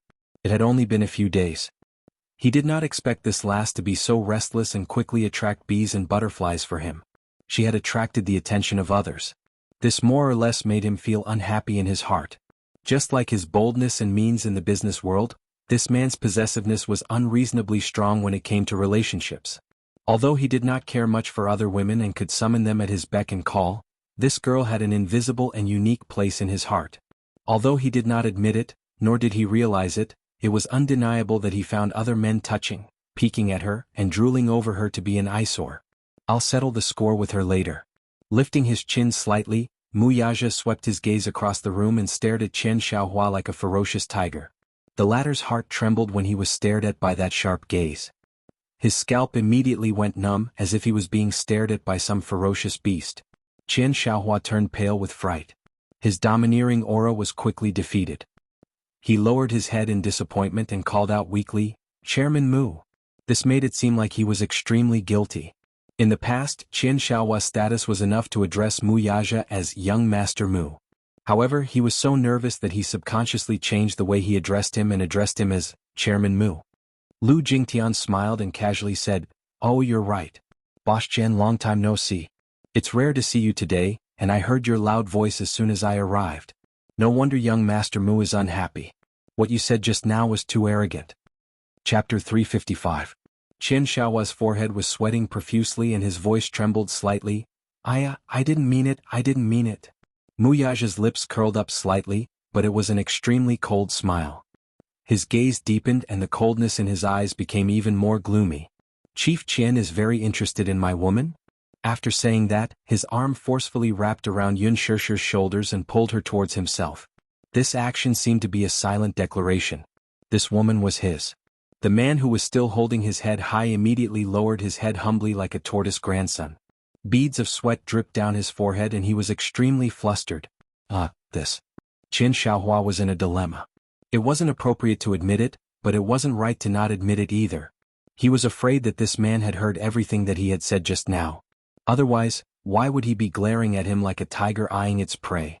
He had only said those words to show off when Mu Yaja wasn't around. Who would have thought that he would coincidentally bump into him and even hear every single word? He didn't dare to raise his head to look at the man's gloomy expression. Just hearing that cold voice was enough to scare him out of his wits. To be honest, he had only seen Mu Yaja once. Most of the time, it was when they were talking about cooperation at the wine table. In his eyes, Mu Yaja was the noble and arrogant crown prince of an aristocratic family. Although he was young, perhaps it was because he came from an aristocratic background, he had been pampered and cultivated an arrogant personality. It was to the extent that he always looked down on everyone and never put anyone in his eyes. However, when it came to his background, it was extremely mysterious. At least, the people in their circle didn't know anything about it. After being together for so many years, they only knew a little. He only knew that on the surface, this young Master Mu was the famous entertainment tycoon in the capital and he was in charge of 2 entertainment companies with strong qualifications. However, in actual fact he was an important figure in an aristocratic family. The power behind him was something that they couldn't afford to offend. With just a yawn the entire financial street would be shaken. This wasn't a groundless rumor. Just based on the fact that the mayor had to condescend to meet him, it could be seen that this kid's background was extraordinary. Because of this, everyone respected this young CEO and bowed down to him. Rather than saying that they were in awe of him, it was more accurate to say that they were afraid of the mysterious power behind him. And this man, in actual fact, he was also a master with ruthless methods. There was a saying in the circle, if you can't become young Master Mu's partner, then you can't become his enemy. Otherwise the consequences would be dire. Chen Xiaohua naturally didn't want to infuriate him over such a small matter, hence he put on a serious expression. Chairman Mu, you see, it's just a woman. It's fine if you don't want to give her up. This matters. Why should we hurt each other's relationship? Hearing that, Mu Yaja glanced at him from the corner of his eyes. His eyes were languid and his angular face was filled with coldness as he said in a deep voice, "The words you said earlier, I don't like to hear it." His voice was slow and deep, with deep meaning behind it. Anyone who heard it would be able to sense his dissatisfaction. His heart skipped a beat as Chen Xiaohua gave a dry laugh and lowered his head to apologize. Chapter 356. Sigh. Those are all harmless jokes. Harmless? Mu Yaja coldly raised his eyes. His deep, almond-shaped eyes shone with a sharp glint. This. Chen Xiaohua stammered, not knowing what to say. Mu Yaja sneered and said indifferently in a low voice, "Mr. Chen, how can I feel at ease working with you when you're like this?" Chen Xiaohua was stunned, clearly not expecting him to say that. He immediately looked up with an ugly expression and saw Mu Yaja's handsome face full of indifference. "Master Mu, what do you mean? Could it be that he was going to give up on their collaboration? What kind of international joke is this?" This investment was highly valued by Chen Xiaohua. This blockbuster would bring about considerable profits for both parties. Once he invested in it, he would be able to get rich returns. In the entire capital, only Mu Yaja had such influence and boldness. But, he actually wanted to kick out their cooperation just because of a woman like this? He had already drawn up the investment for this blockbuster, and he only needed one final push before it could be put into operation. Alas, he was not the only one surprised. Even Lu Jingtian, who was beside him, was shocked. She had never seen him fall out with a business partner over a woman. Even Li Lan, who was used to seeing Mu Yaja do as he pleased, was a little surprised. Her gaze involuntarily shifted to Yun Shirshir, who was in his arms. It seemed that Yun Shirshir was indeed special to the boss. It seemed that she had done the right thing by defending her earlier. You should know what I mean. He was never one to repeat himself twice. He was disgusted by the way this man stared at his woman. It was extremely annoying. Even without Chen Xiaohua in this blockbuster, there would still be many investors lining up to be selected by him. He would not be the only one left. Only then did Chen Xiaohua panic. "Mr. Mu, can't we talk things over? Why do you have to force me into a dead end for this little lass?" Mu Yaja glanced at him expressionlessly and sneered. He could not be bothered with him anymore. Thus, without another look at him, he proudly strode off with Yun Shirshir in his arms. This man did not intend to give him any face. That resolute back view was simply too domineering. Lu Jingtian stared at Mu Yaja's back as he left. She wanted to follow him, but if she did, it would make her seem unreserved. She couldn't help but feel a little stuffy in her heart, and her hands couldn't help but clench into fists. Something seemed to flash through her eyes, and her brows slowly furrowed. Chen Xiaohua's stiff smile only disappeared when the man was a distance away. Furrowing his brows, he glared at Li Lan and Lu Jingtian in shame and indignation. He gritted his teeth and scolded, "What a load of sh*t! Damn it. With just one sentence he kicked me out of the partnership. Is that woman more important than this investment?" Li Lan smiled faintly. "Mr. Qian, I told you earlier that this girl's identity is not ordinary, but you didn't believe me. Isn't this what happened?" Chen Xiaohua was also a hot-blooded man. He was already in a fit of anger, and now that someone was adding insult to injury he was even more furious. Chapter 357. Assistant Li? Are you gloating now that my business deal is ruined? She smiled reservedly. How would I dare to laugh at you? Although she said that, she was inwardly overjoyed. That smile was an eyesore to Chen Xiaohua. Now even a small assistant was laughing at him? He angrily cursed in the direction of Mu Yaja's departure. D***, why are you so arrogant? Do you think I want to work with you? Who do you think you are? Lu Jingtian returned to her senses when she heard this. Turning her head to look at him coldly, she coolly said, Mr. Qian, as a person in this industry, it's best to leave a way out for yourself when you speak. You must know clearly what you should and shouldn't say. Do you think you can gossip about Master Mu? Qian Xiaohua glanced at her and was about to rebuke her, but on second thought, this woman's background was not simple. Although she was not a mysterious big shot like Mu Yaja, her background was not to be trifled with. The reason why she had so many resources waiting in line before her debut was that she had someone backing her. Her father was one of Huanyu's top executives. Just this identity alone was enough for her to do whatever she wanted. The Lu family was born into a rich family, and her mother was also someone important. After thinking about it, he chose to swallow his anger. It's just a woman. Is there a need to be so eager? How despicable. Qian Xiaohua could not help but curse. She's just a woman. Is there a need for that chap to treat me like this? I've been looking forward to this investment case for a long time. Mr. Qian, I advise you to be more polite with your words. This time it's just a failed collaboration. If your words fall on Master Mu's ears next time, do you still have a way out in the capital? Qian Xiaohua suffered a setback. His face turned green and red, but he could not bring himself to do it. He snorted angrily, turned around and walked away. Li Lan and Lu Jingtian looked at each other and then smiled at each other as a greeting. No matter how high her background was, she still treated Li Lan, who was by Mu Yaja's side, with respect. She smiled and asked, Big Sister Li, who is that girl? Li Lan was about to answer, but after thinking for a while, she paused and said with a smile, She's just a small artist in the company. It's not worth worrying about. Her answer was very vague and ambiguous. It was no wonder that she was so wary of Han Jingyi. After all, Lu Jingtian was known for her ruthlessness in the industry. She often relied on the power behind her to ostracize newcomers. There were even rumors that she had slapped a newbie in front of everyone because she had badmouthed her behind her back. The newcomer's face was so swollen that he had to wear a mask on stage. After that incident, due to the power behind her, he had no choice but to settle the matter. From then on, he would respectfully address her as Sister Lu whenever he saw her. His predecessor had signed a contract with Haina Corporation, but for some unknown reason he resolutely transferred to Huanyu Entertainment at the risk of breaching the contract and paying huge compensation. At first, Li Lan didn't quite understand her intentions, but after all, Li Lan's mind was clear, and now she had guessed 70 to 80% of her intentions. This was probably an ulterior motive. She did not want Yun Shishir to inadvertently offend her before she had a firm foothold in the industry. Chapter 358. Lu Jingtian smiled. Even though her answer was perfunctory, she did not pursue the matter. She merely smiled faintly and said, I was supposed to have a private date with Master Mu tonight, but someone interrupted it. I'm very unhappy. She paused for a moment before continuing in a slow and drawn-out tone. Since this girl is under your care, then. Cicely, I hope that such a thing won't happen again. Don't do it again. You know what to do, don't you? Li Lan slowly nodded. The smile at the corner of her lips was somewhat forced as her heart turned cold. Her words were considered a deterrent. Late at night, the evening breeze was slightly chilly. Along the way, Yun Shishir's face was pale, while the man's expression was even gloomier. She was practically half carried and half hugged by him the whole way. Her whole body was in his embrace, and it was as if she was about to become part of his flesh and blood. She raised her head, only to see the man's unusually cold expression.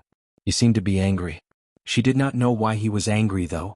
She, on the other hand, felt a chill in her heart when she heard the conversation between Li Lan and Qian Xiaohua. Mu Yaja carried Yun Shishir to the back seat and closed the door. The chauffeur started the car, and the streamlined sports car sped out of the clubhouse's entrance. She hurriedly broke free from him the moment she sat down. Her expression was somewhat unnatural as she leaned to the side. She glanced at him only to see him leaning leisurely against the seat. His straight eyebrows were slightly lowered, and there was a hint of the calm before the storm between his brows. Yun Shishir's face involuntarily tensed up. Her hands unconsciously clenched the leather cushion beneath her as her heart seemed to be weighed down by a heavy stone. Mu Yaja looked at her coldly. His lips suddenly curled into a half-smile. Come here. Yun Shishir pursed her lips but did not move for a long time. She did not want to be so close to him. Moreover, he was now exuding such a sharp aura. It was as if she would be stabbed by the sharp, cold aura around him if she were to get any closer. The man, however, was dissatisfied with her stubborn behavior. I never repeat my words twice. His eyes narrowed dangerously and his voice was as cold as ice. His slightly raised eyebrows were like the sharp edge of a sword. She was stunned, but in the end she still moved a few inches closer to him.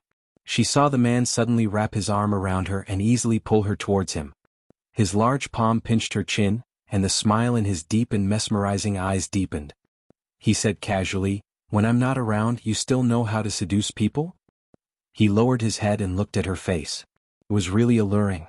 Between her frowning eyebrows and narrowed eyes, there was a flirtatious flow. It was really grinding one's mind. Even though it had only been 2 days since he last saw her, he missed her dearly. Especially when he held her in his arms, the desire hidden deep in his heart was immediately triggered. All the hormones in his body were stimulated, and he couldn't wait to take her in the car. However, in this aspect he was extremely stingy. He was stingy in displaying her beauty in front of others, stingy in showing her bewitchment to anyone other than him. Hence, when he thought of how that old man had looked at her with an unfathomable gaze, and how he had wanted to touch her with his dirty hands, just thinking about it made him feel extremely dazzled. If he hadn't coincidentally had a meal at the same private club, would this little thing have been snatched away by someone else? Chapter 359. In the past he also knew what kind of person Chen Xiaohua was. His only hobby was to play with women. Sometimes when he worked with him he would also send a few female artistes under Huanyu to accompany him. But after a few times, did he silently think that as long as it was a woman from Huanyu, he could casually touch her? Mu Yaja's gaze was extremely dangerous. Yun Shishir was stunned for a moment, then immediately realized what he meant. Her face suddenly turned pale and she shook her head hard. Saying that she seduced him? I didn't. She denied it heavily. How was she seducing him? What kind of crime was he accusing her of for no reason? Mu Yaja naturally knew that she didn't, but he just loved to tease her like this. He just loved to see her angry gaze. She was just like an angry kitten, ready to bare her fangs and brandish her claws at him if he provoked her slightly. It seemed like this was really a bad hobby. He understood it deep down, but he just loved to tease her like this. He just loved to see how cute she looked when she was mad. He smiled slightly, and his muscular arms simply carried her to sit on his body. Then what did I see just now? If I wasn't here, would you have left with him? I wouldn't. How could she have left with him? You're lying. His large palm clasped the back of her neck, and the man's lips curled into a devilish smile. He leaned close to her ear and whispered, "If I hadn't arrived in time just now, would you have left with him?" Yun Shishir bit her lip. Just as she was about to speak, she lowered her eyebrows. It was only then that she realized how ambiguous and intimate their current position of hugging each other was. The two bodies were tightly pressed together and there was no gap between them. In an instant, her face and ears were dyed red. Even her fair and delicate skin was slightly flushed. She couldn't help but move back, but he hugged her back to his chest again. Say it. I wouldn't. Why not? He asked again. Yun Shishir said angrily, You wouldn't. You seem to dislike me? Why? His voice was very gentle, low, and extremely magnetic. It was full of bewitchment. Which part of me doesn't satisfy you? The man's warm breath instantly heated up her small and cute earlobes. Yun Shishir pursed her lips and turned her face away, but he pinched her face. Mu Yaja's eyes gradually darkened. He lowered his head, and the tip of his tongue gently touched her lips were as sweet as always. Answer. Yun Shishir gritted her teeth, but she really couldn't answer. The palm on the back of her neck suddenly pressed down, and she was caught off guard as she leaned in close to his face. Looking at the handsome face was so close, Yun's face. Suddenly lowering his head, the man's slightly cold lips covered her small mouth and pressed against hers. He coldly asked, Do you like that old man? She wanted to shake her head fiercely, but her neck was held tightly by him so she could not move at all. However, her mouth was blocked by him and she didn't dare to move for a moment. Mu Yaja narrowed his eyes, admiring the helplessness in her eyes. He raised his eyebrows and said, Or do you like me? Yun Shishir was stunned and she instinctively wanted to deny it. How could she like this heartless and cold man in front of her? Chapter 360. Seeing her silent reaction, the man smiled devilishly and said in an unquestionable tone, Answer me. Yun Shishir stubbornly refused to say a word, but she suddenly sensed his hand wantonly reaching into her clothes. Her heart skipped a beat and she subconsciously glanced back from the corner of her eye. However, she saw the chauffeur continue driving as if he didn't see or hear anything. He didn't even glance at the rearview mirror. Every time the man made a move, she would glance at the chauffeur again with lingering fear. Sensing her worried gaze, the chauffeur pressed a button and the partition slowly rose, completely separating the front seat and the back seat. Even so, she still panicked. Don't. She reached out and grabbed his wrist, saying softly, "Not here." From her words, it was clear that she was already giving in. However, Wuxia wasn't satisfied with this answer. He held her hand back and continued his actions with her fingertips.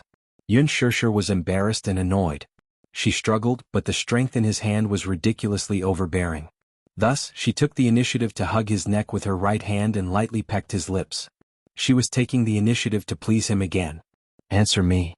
However, the man was like a devil. He didn't give up and whispered softly in her ear, "Otherwise I'll do you in the car." Yun Shishir was stunned. She saw a playful smile in the man's eyes. There was no doubt that he would really do that. Yun Shishir bit her lip and said softly, I like you." There seemed to be some emotions in her eyes that were struggling and intertwining. However, these words were a little against her will. However, the man was in the mood to tease her. He naughtily bit her collarbone and unscrupulously admired her face that was flushed red due to excessive nervousness. He asked softly, "What do you like about me?" Yun Shishir looked up in shock and stared into the depths of his deep eyes. "Tell me, what do you like about me?" The man chuckled and pulled her hand downward. "Here." As if her fingertips had been scalded, she quickly retracted her hand and said word by word, "No, don't be like this." She looked at his handsome face and his eyes were fixed on her face. However, she felt that she was so unbearable and cheap right now. Vaguely, Qian Xiaohua's aggressive and insulting words rang in her ears again. She suddenly suspected that in this man's heart, she was also a woman with such an existence. One that was as cheap as a commodity. Once it was labeled, it could be casually traded by anyone. She didn't know why, but she was a little concerned about his thoughts. He saw that she had a lot on her mind and her expression was extremely solemn. However, she was also a little sad and a little dazed. Wuxia immediately retracted his smile. He thought of Qian Xiaohua and wondered what he had said to her that caused this woman to look at him with a gaze that was more or less bone-chilling. He pinched her chin and used a little strength with his fingertips. He was afraid that he would hurt her, so his movements were deliberately gentler. He asked in a deep voice, "What did he say to you?" Those words were simply too embarrassing. She couldn't say it out loud. Seeing that his expression was getting worse, she slowly said, "He just wants me to accompany him for a night." Chapter 361. As soon as she said that, Wuxia's gaze immediately turned gloomy. In the restaurant, he had just walked out of the private room when he heard Li Lan's voice. Amidst his astonishment, he also heard Qian Xiaohua's voice. However, as they were too far away, he couldn't hear their conversation clearly. He could only vaguely hear that Qian Xiaohua wanted to take this little woman away. After observing for a while, he stepped forward. However, he didn't know that Qian Xiaohua was actually using the cheapest currency to measure his woman. Yun Shishir said in a low voice, "Am I like that in your heart too? A woman who can be sold for a price?" Seeing that his expression was dark and cold and didn't say anything, she anxiously said, "I'm not a commodity, so don't sell me to others." What responded to her was his ferocious kiss. Without waiting for her to finish her sentence, he fiercely sealed her mouth and kissed every last bit of her broken words. The tip of his tongue recklessly invaded her little mouth and wildly swept across her mouth. His thin lips tightly pressed against her little mouth. He didn't seem to want to give her a chance to breathe. He bit the tip of her tongue and violently plundered her along with her breath. She even thought that she was going to suffocate and faint in his arms in the next moment. Just as her consciousness was about to go blank, he finally let go of her. Yun Shishir was extremely tired as she laid on his shoulder. Her red lips greedily took in large mouthfuls of air. As she gradually regained her consciousness, she seemed to hear his deep voice. "You're my woman. Who dares to touch you?" His words revealed a bit of arrogance, but also unintentionally revealed a bit of undetectable gentleness. However, she was sensitive enough to feel his gentleness, but this gentleness pierced her heart to the point of pain. She also didn't know why her heart was hurting so badly. It twitched and she felt a little uncomfortable. The tip of her nose was also sour. This man's domineering protection made her feel an inexplicable sense of security. In her heart, she actually tasted a little bit of sweetness. This man was indeed domineering, but this feeling of being protected in his arms was very good. Asterisk in the VIP room. In front of the billiard table, a devilishly handsome man gracefully crouched beside the table. The cue in his hand was aimed at the billiard ball. A pair of long, narrow, and soul-stirring eyes flickered with a devilish light. Dong! With a crisp sound of impact, the black 8 ball neatly shot into the hole. Whether it was the angle or the strength, it was impeccable. Gu Jinglian stood up casually, his slender hand gently stroking the cue stick, his lips curling into a playful smile. Director Yang, why are you just sitting there? You're not moving at all. You should play to your heart's content, shouldn't you? As he spoke, he smiled and turned around. Look, I won again. You have no chance again, hee. Everyone looked at his strange and unpredictable smile, disdain and contempt on his cold and elegant face, and they all swallowed with difficulty. Gu Jinglian was smiling, but everyone present felt a chill run down their spines. They were frightened by this man's temperamental mood swings and his mood swings. At the side in a corner, Yang Shouqing sat on the sofa with a stiff expression. His whole body sank into the sofa, his face pale and his shoulders trembling uncontrollably. Chapter 362. At his feet, there was a corpse lying quietly. Its eyes were terrifyingly wide open. 3 minutes ago the corpse was still alive. It was one of Yang Shouqing's bodyguards. Now there was a bleeding hole between his eyebrows. He had offended young Master Gu with one sentence and ended up like this. It was too horrible to look at. Fresh blood flowed onto the floor, filling the room with the thick smell of blood.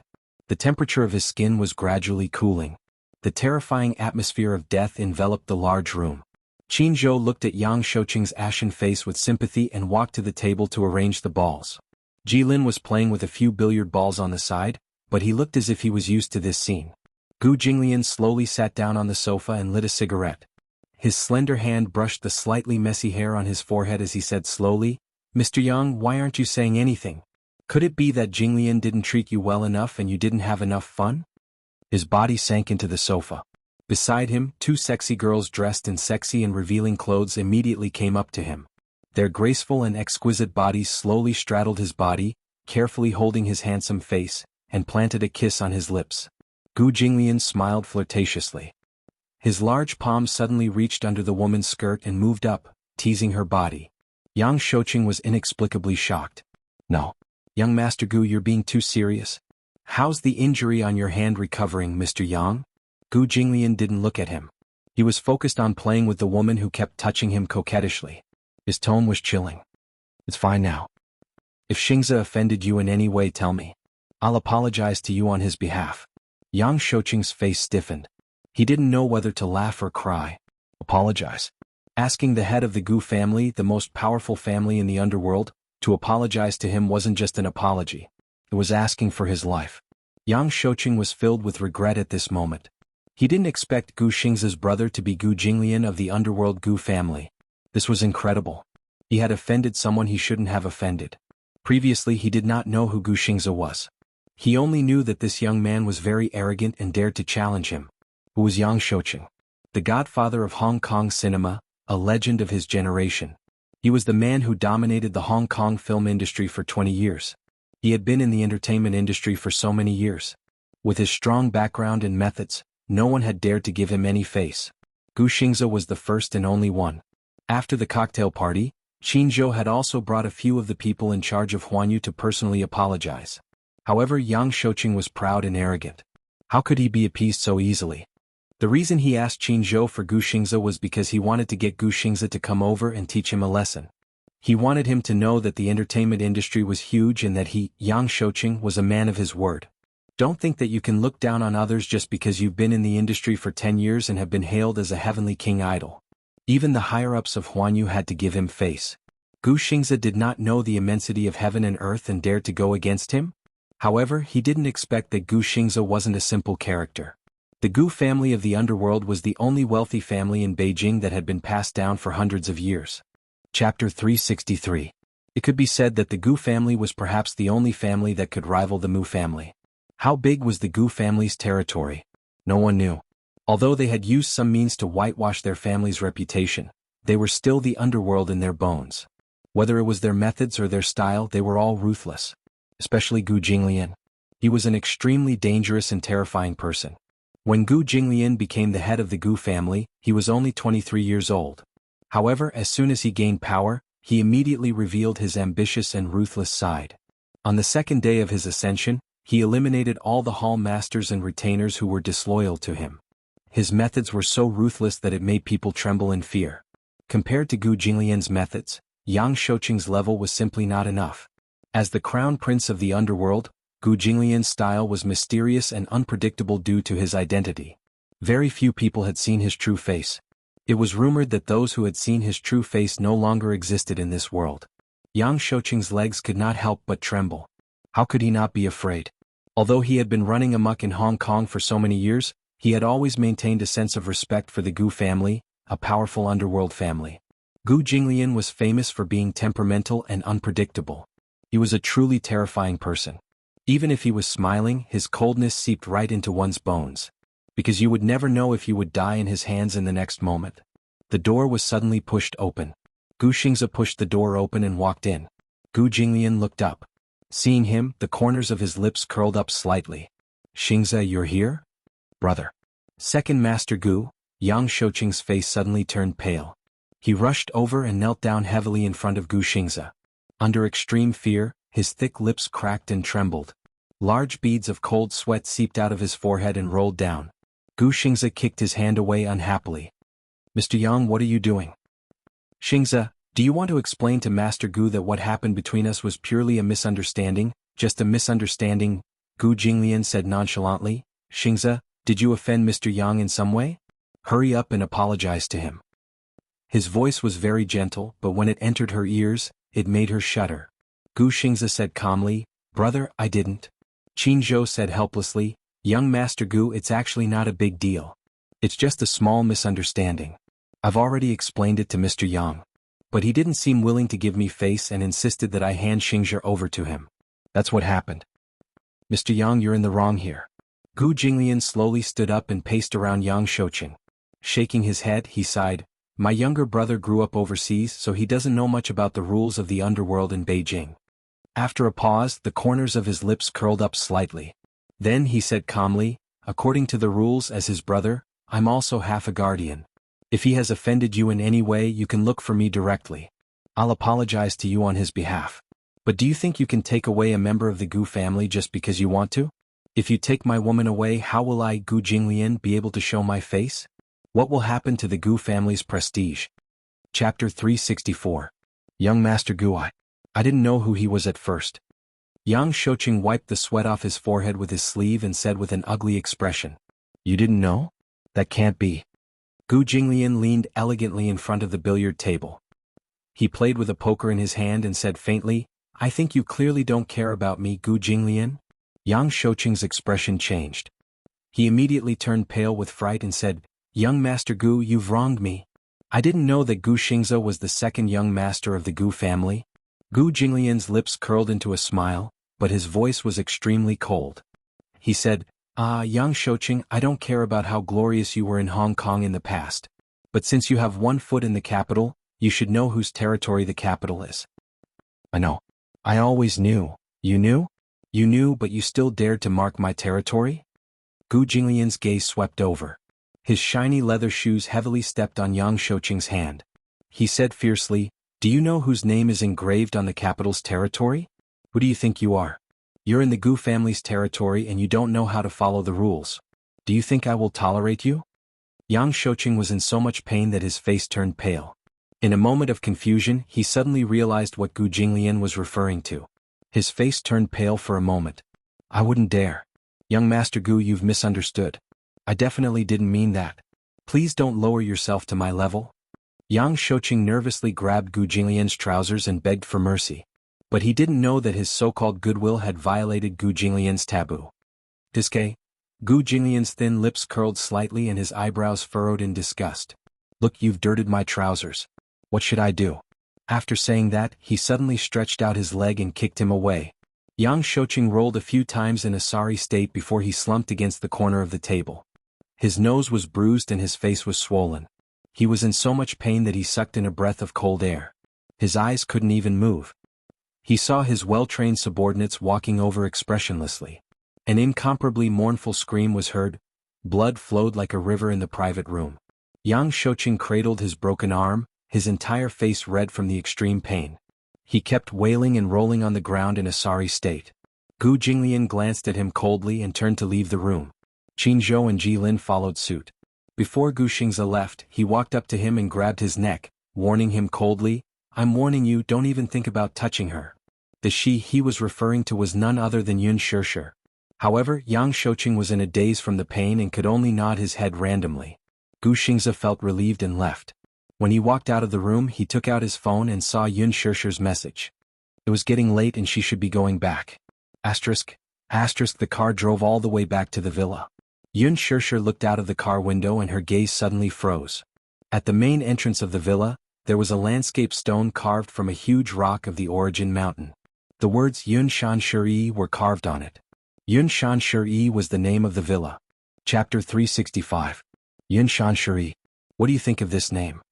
Yun Shanshiri Yun Shishir. There was no need to explain the meaning behind it. She followed the man out of the car, but he pulled her into his embrace with his arm. Her head bumped into his chest. She furrowed her brows in pain, but when she looked up, she saw him smiling teasingly with a hint of playfulness in his eyes. "Didn't you want to send me home?" Yun Shishir fumed. "Why are we here? I missed you. Accompany me tonight." The man felt a little smug. If Yun Tianyu knew that the boring summer camp at the kindergarten was specially arranged by a certain man, he would surely gnash his teeth in anger. Back at the villa, she began to feel restless and sat motionless on the sofa.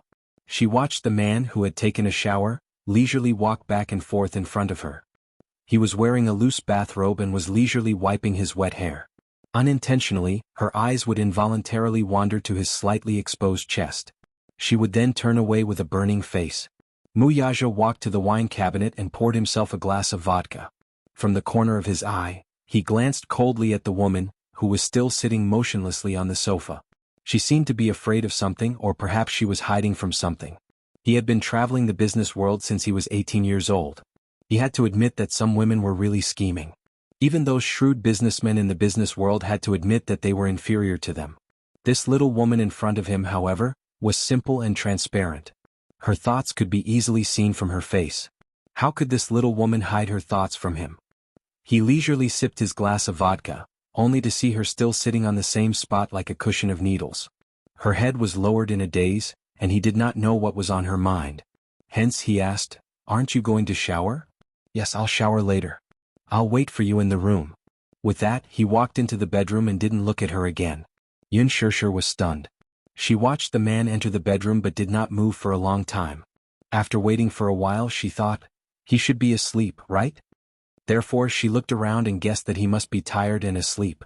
Only then did she start to walk around the room. The bedroom was very big. It was connected to the living room, cloakroom, bathroom, study, and even a bar counter. Everything was available. She sat on the sofa for a while before she got up and walked into the bathroom. She took a shower with a messy heart. Before leaving the bathroom, he subconsciously tightened the knot on his bathrobe. In the end, he accidentally tied a dead knot. Only then did he feel slightly relieved. She walked into the bedroom. The small wall lamp was still lit. It was left for her. However, he seemed to have fallen asleep. He was lying on his side, and his tall body occupied 2/3 of the space. She secretly rejoiced and carefully climbed onto the bed. Her movements were light as she was afraid that she would make the slightest noise. However, before she could lie down properly, she felt the movement of his body beside her. This movement scared her so much that her heart stopped beating. While she was still in a daze, the man reached out and pulled her over. His large palm reached for the knot on her bathrobe. Muyaja tugged at the knot on her bathrobe. His lips curled into a devilish smile as he said playfully, "This knot is very tight." Chapter 366. Yun Shishir's face instantly flushed red. The two were so close to each other that she could still feel the man's hot breath by her ear. Her body stiffened all of a sudden. "Do you think that I can't do anything to you just because you tied a dead knot?" The man leaned close to her ear and his tone was a little provocative. She was so scared that she shut her eyes tightly, but before she could get what she wanted, with a pop, her vision darkened and the lights went out. Behind her, Muyaja's deep voice came. "Go to sleep." She heard the man's mocking voice with a smile. "I'll let you off tonight." Even if they slept together and didn't do anything, smelling the orchid fragrance in her hair, it was as if the haze in his heart had been swept away. Even though the beauty was lying in his arms, and she was such a hot little woman, with her curvaceous body pressed tightly against his chest, and her delicate skin intentionally or unintentionally rubbing against his body, he impulsively thought, why should he take pity on her and suppress himself so much? Why not strip her clothes off and barge into her to satisfy his lust? However, when he felt her tense body again, he didn't move in the end.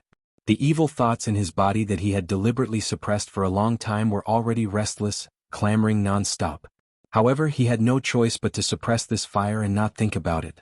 This was the first time. In order to accommodate a woman, he had to suppress the endless desire in his body. Just because he didn't want to scare her. Forget it. He would let her off today. But even so, he still had to do something to suppress that nameless fire.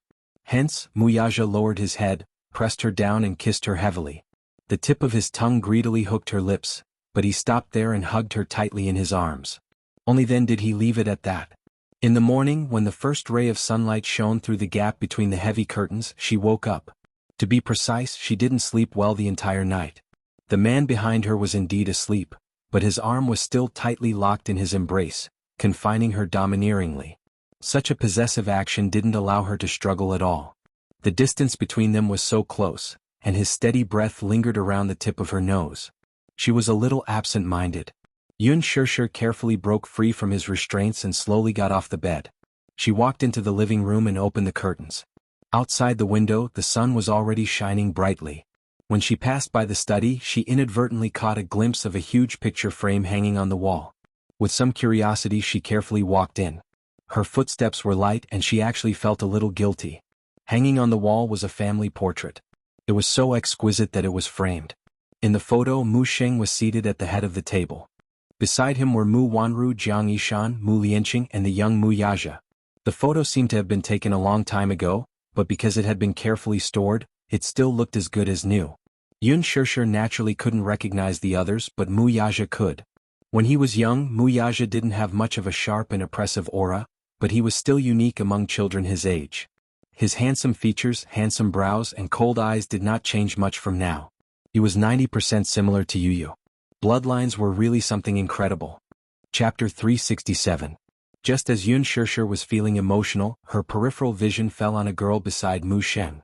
Her gaze changed slightly, and for a moment, her emotions were in turmoil. That girl's face was very familiar, as if she had seen her somewhere before. Her eyebrows, eyes, and even that pair of eyes seemed to be familiar. She felt a strong sense of déjà vu, familiar. Extremely familiar. However, her childhood memories were too hazy, and she could not remember much of them. According to psychology, if one's memories were too dark, one would selectively forget them and be unwilling to recall them. Too many memories of his childhood were dark and gloomy. Subconsciously, Yun Shishir chose to seal them away and was unwilling to look back on them.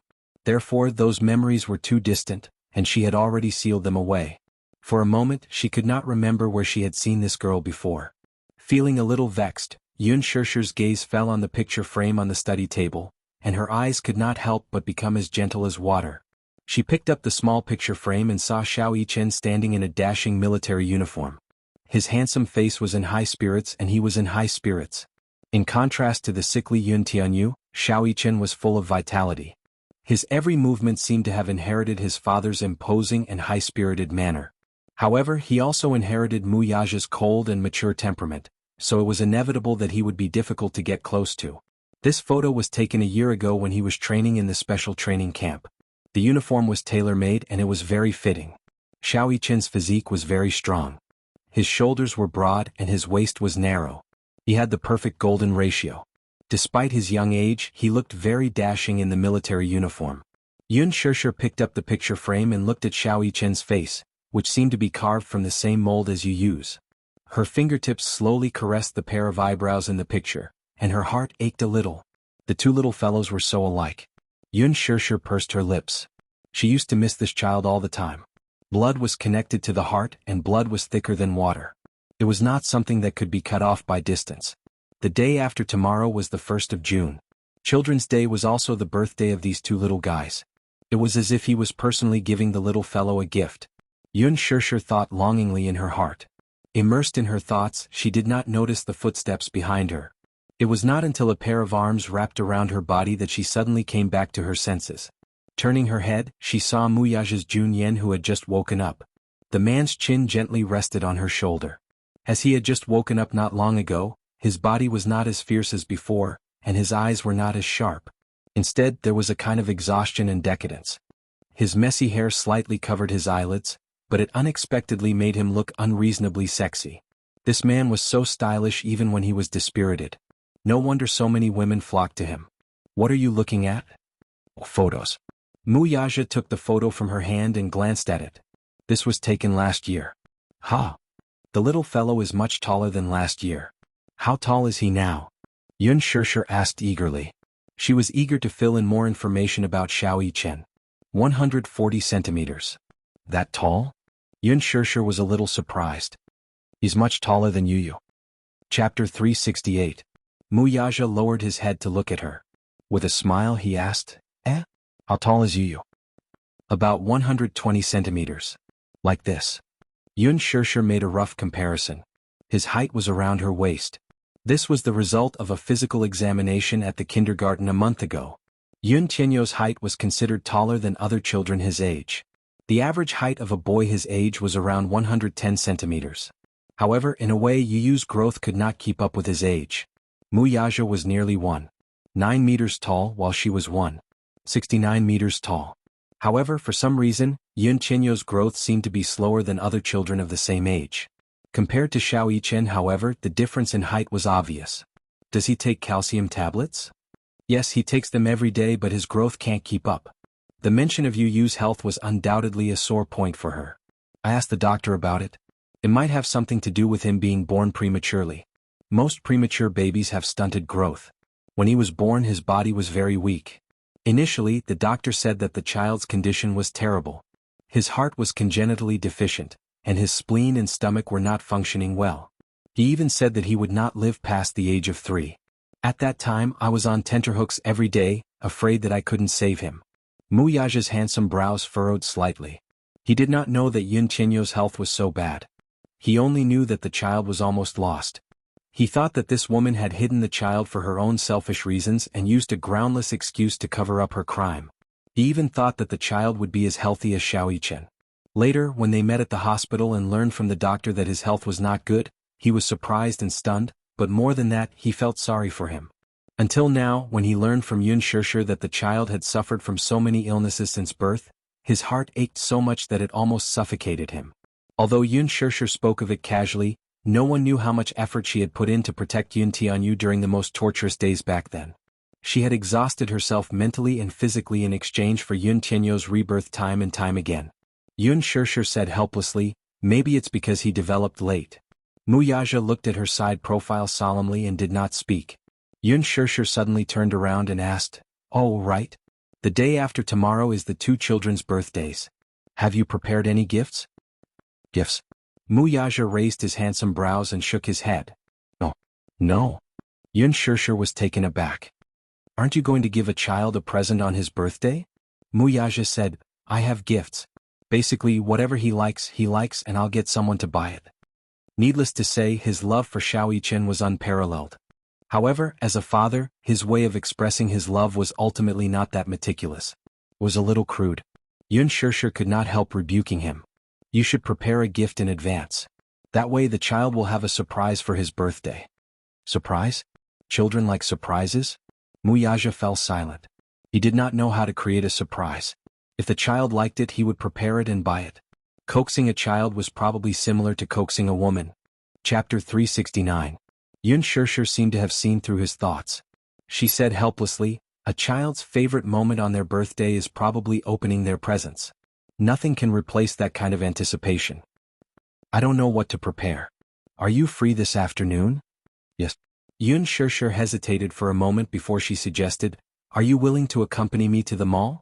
Coincidentally, I also want to prepare a birthday present for Yu.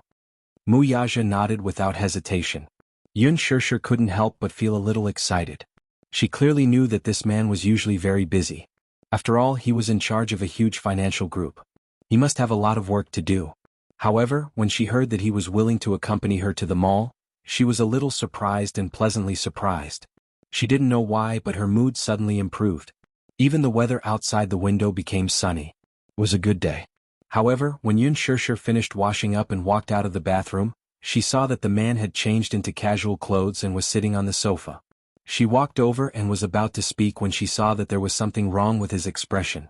His whole body sank into the sofa, his head was lowered and his breathing was a little heavy. She was stunned. He looked like he was in pain. His hands were gripping the armrest of the sofa tightly, and his fingers were hideous. Yun Shishir leaned over slightly and saw that his forehead was covered in large beads of cold sweat. His handsome face was pale and it looked a little scary. "What's wrong with you?" "My stomach hurts," Muyaja said in a low voice. His voice sounded a little heavy. Yun Shishir suddenly recalled that Muyaja's expression was a little strange from the beginning. When he hugged her from behind, she could clearly feel his stiff movements and heavy body. At first she didn't think too much about it. What she didn't know was that Muyaja had a very serious stomach problem. This stomach problem originated from more than 10 years ago. When he was young, Jianghu passed away from illness. It was a huge blow to him and his willpower collapsed very quickly. He locked himself in his room, refusing to eat or drink. That period of time was gloomy and heavy, almost without any light. His mother was a very important part of his life, and the separation of life and death was almost unbearable for him. Therefore, after a month of continuous physical torture, his body quickly became thin and he suffered from physiological anorexia. Although his anorexia was cured later, it left behind a very serious illness. If he didn't eat 3 meals a day on time, it would flare up. When the stomach disease acted up, it would be extremely painful. No matter how strong one's willpower was, it would still be difficult for them to endure it.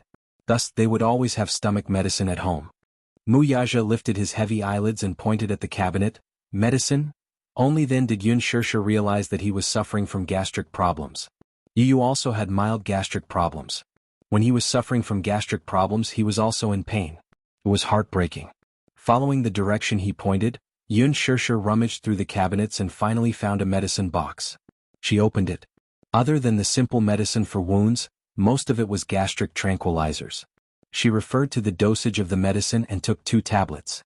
She held a glass of water and handed it to him. Muyaja reached out to take it, but there was a sharp pain in his stomach. He didn't hold the glass firmly. With a bang, the glass fell to the ground. Water splashed everywhere, and the splashing glass cut Yun Shishir's arm. Chapter 370. Seeing him fall over, Yun Shishir did not notice the bleeding wound at all. She hurriedly squatted by the sofa and held his face. "Muyaja, get up, sit up. I'll feed you the medicine." There was no response. It was as if he was in so much pain that his consciousness was blurry. Yun Shishir hugged his shoulders again and tried to help him sit up, but his body was too heavy and she could not exert any strength. Yun Shishir looked at the pill in her hand in annoyance, then lowered her head to look at the man's handsome face that was twisted in pain. She did not care so much and rushed in to pour a glass of pure water. She walked to the sofa and stuffed a pillow under his head for him to rest on. She held the back of his neck and put the medicine in the water until it dissolved completely. She cupped his face and parted his thin lips. She drank a mouthful of water and carefully passed the water into his mouth. Muyaja's throat moved and he swallowed the water. Yun Shishir then passed the medicine into his mouth in one go. After a while, the man regained some consciousness. He opened his eyes slightly and vaguely saw Yun Shishir's nervous face. He opened his mouth but no sound came out. "Can you sit up?" Yun Shishir saw that his face was pale and she was worried for a moment. Usually in her impression, this man was always high and mighty, like a king who could summon the wind and rain. He was as powerful as a god. However, she did not expect him to be so weak now that he had gastric problems. He was not angry at all. When she thought of this, she could not help but laugh at her ignorance. No matter how powerful this man was, he was still a person like her. He was not a god. People would eventually fall sick. Illness came like a landslide. No matter how strong a person's body was, there would be times when they fell sick. Was it because he did not eat breakfast when he woke up? She did not know why, but she was blaming herself. Thus she hurriedly said, "Lie down for a while. I'll make breakfast for you." She had just gotten up when the man suddenly grabbed her arm. With a tug, Yun Shishir lost her balance and fell into his arms. "What are you doing?" She was a little angry, a little anxious and a little worried. She was afraid that she would fall so heavily and crush him. Muyaja held her neck with one hand and his other hand slowly caressed her lips. There was a trace of dark sharpness in his eyes. "Where are you going?" "I'm making breakfast for you. You have gastric problems. It must be because you don't eat 3 meals regularly." Yun Shishir replied. She wanted to get up again, but the man held her in his arms. But this time, his arm was firmly locked onto her waist, not giving her any chance to escape. "What are you doing?" she asked in annoyance. She frowned and was slightly annoyed. Her tone was coquettish, and her eyes revealed helplessness and embarrassment. Muyaja lowered his head and looked at her. He could see the angry expression on her face. Seeing him staring at her with a deep gaze, Yun Shirshir was a little stunned. She pursed her red lips and bit her lip gently, looking a little uneasy. However, such a small action in his eyes had an inexplicable charm and shyness. It was even seductive. The way she bit her lip was so cute that his body, which was originally tense because of his illness, started to heat up. Chapter 371. Thus he said, "I'm not eating breakfast. I want to eat you." When Yun Shirshir heard this, her face stiffened and she said dejectedly, "Hey, I really lost to you. Your stomach is acting up, why are you still so restless?" "Not only is my stomach acting up, my lovesickness is also acting up, don't you know?"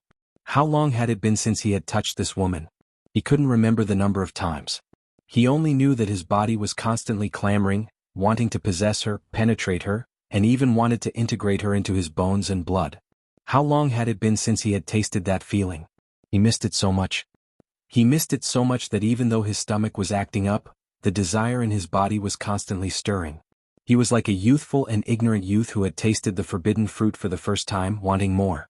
Yun Shirshir was a little annoyed as she rebuked, "Muyaja, are you a scoundrel? Your body is already like this and you still—" Halfway through her words, she couldn't continue no matter what and only felt ashamed. Her tender and white face was stained with a blush of shyness. She lowered her eyes and wished she could dig a hole in the ground right now to bury her burning face. She might as well just bury it. Muyaja saw the shyness on her face and felt that it was a little interesting but also a little funny. He boasted that he wasn't a man whose lower body was swayed by his emotions. He was different from those second-generation hedonistic sons who liked to play with women. When it came to women, he had always had self-control and even had misophobia. But this woman was simply a charming and fragrant evil concubine. What she had was the ability to make men obsessed with her. Even if it was in ancient times, no matter how wise the king was, he would probably be like King Yu of Zhou for Baoxi. In order to win a beauty's smile, he would use the beacon fire to play with the feudal lords. He wrapped his arms around her neck and brought her face closer. A pair of handsome eyes slowly swept over her face for a long time, allowing his face to be immersed in her hair, and scrupulously smelling the freshness and charm of her hair. At the same time, because of this suppression, his body was tense to the point that it was almost painful. The man slowly opened his sharp eyes and met that jade-like face again. Suddenly, he asked coldly, "Do you think that having sex with me is a shameful thing?" Her face was slightly hot, but she didn't make a sound as if she didn't agree or disagree. The man smiled and said faintly, "Woman, do you know scientists say that an adult's normal routine should be 3 to 4 times a week?" Yun Shirshir saw him suddenly speaking and she was a little unable to react. Then the man asked further, "Think about it. How long has it been since I touched you? Don't tell me normal needs?" Yun Shirshir was inexplicably at a loss for words. He said it so righteously and she couldn't refute him, but she felt that there was something wrong with his logic. Muyaja played with a strand of her hair, twirling it around his finger and playing with it. His breath was like orchids. "I only have you as my woman. I have my needs. If you don't let me touch you, who else should I touch? Moreover, you're a woman and I'm a man. Is this kind of love between a man and a woman shameful in your eyes?" Yun Shirshir thought for a moment and suddenly said with a red face, "You obviously have a fiancé." The man's handsome face raised a trace of inexplicable meaning. His eyes were like torches as his long and narrow eyes narrowed slightly, with a hint of deep meaning. So, this was what she cared about? Chapter 372. Jealous that he had a woman in name but not in reality by his side?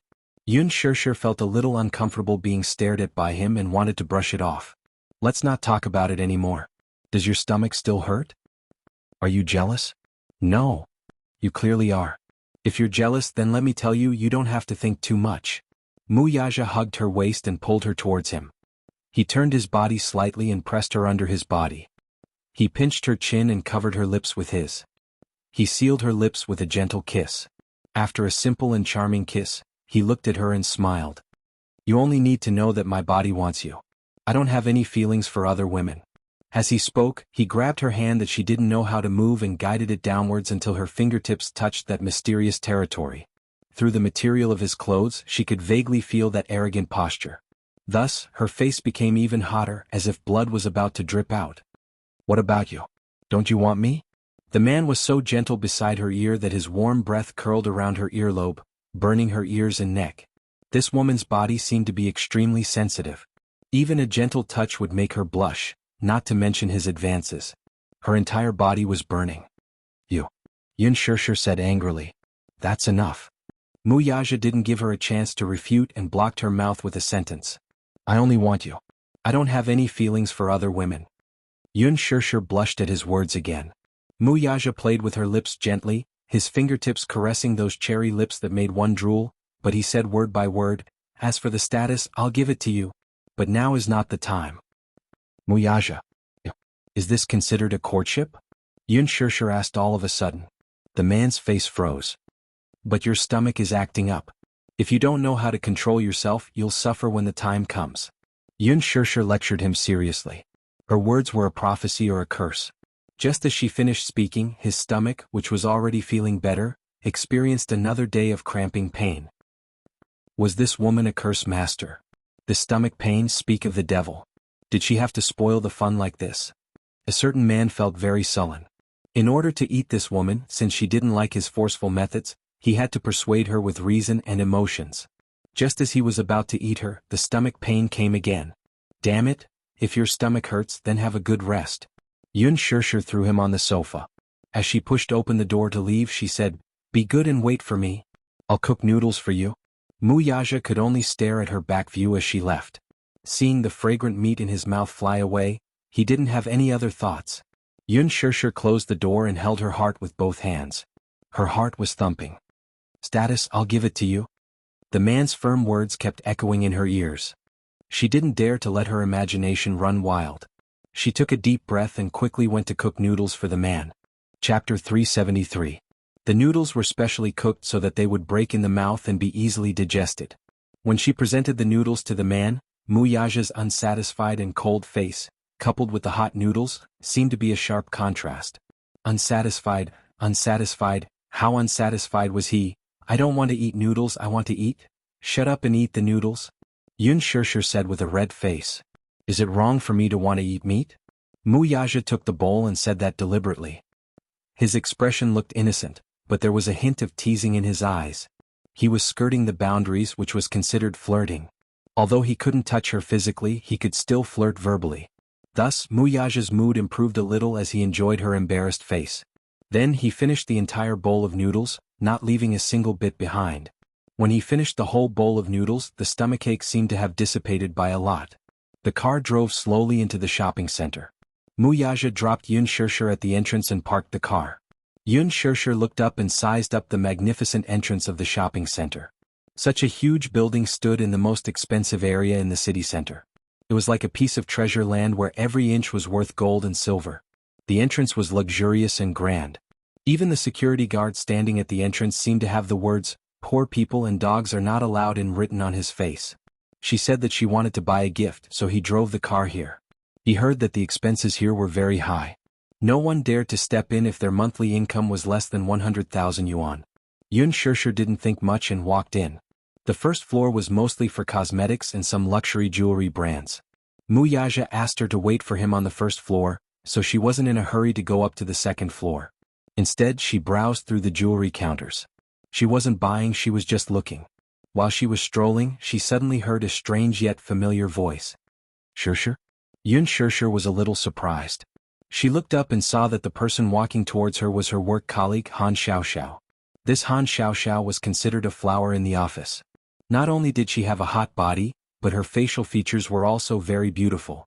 Before Yun Shishir's arrival, she had always been like a fish in water in the office. After all, most of the employees in that company were men, and single women were few and far between. Hence, as one of the better-looking single women, Han Xiaoxiao was naturally in high demand and was considered to be the one who could summon the wind and rain. But after Yun Shishir entered that company, everything changed. Yun Shishir was gentle and easy to get along with. Not only was she kind and charitable, but she was also different from Han Xiaoxiao in that she would often help her female colleagues. Hence, Yun Shishir completely stole her limelight. Han Xiaoxiao was extremely jealous of Yun Shishir. Therefore she often ostracized her. Now that Yun Shishir left the department, Han Xiaoxiao returned to the throne of a princess. There were still many people in the company who surrounded her. A while ago, she developed a private relationship with her superior. She hooked up with such a person, so naturally she was promoted to the deputy manager of the public relations department. It was the time when she was in the limelight. As a result, Han Xiaoxiao could be said to be very different from the past. She was much more liberal with her spending and often went to some high-end consumer places. Chapter 374. If it wasn't for her good looks, it would be degrading for her to wear cheap clothes all day long. What made her even more jealous, though, was that she did not know what ability Yun Shirshir had to be able to make those cheap clothes look fashionable. Could it be that with a good face one could look classy in any clothes? Shirshir, long time no see. It's such a coincidence to meet you here. Han Xiaoxiao swayed her hips as she walked forward. Her movements were flirtatious. I haven't heard much about you recently. Did you find another job after leaving the company? Yun Shirshir did not have a good impression of her. Not only did she ostracize her, but this woman's behavior in the company was no different from a green tea girl. Therefore her attitude was not very enthusiastic. I found one. Seeing that she was so cold, Han Xiaoxiao did not get angry. Instead she leaned closer to her. In the past, Yun Shirshir was always praised as a goddess in the company. However, it was different now. She had hooked up with a big shot. Her status and identity were not what it used to be. Therefore she wanted to use this rare encounter to show off and show off. Why are you so cold? Are you in a bad mood?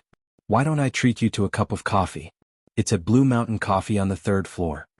Blue Mountain Coffee was not cheap. It's okay. I'm waiting for someone, Yun Shirshir said calmly as she browsed casually at Tiffany's counter. Han Xiaoxiao saw that she was looking at jewelry and stuck close to her like a piece of plaster. She smiled and said, Tiffany's jewelry is a world-class designer in America. It's not cheap. I just bought one yesterday. It's a little expensive, but everyone said it looked good when they wore it. Yun Shirshir only lowered her head to look at it casually and ignored her. This woman was so talkative. She was annoyed with her. If it wasn't because she was waiting for someone, she would have gone upstairs to get rid of her.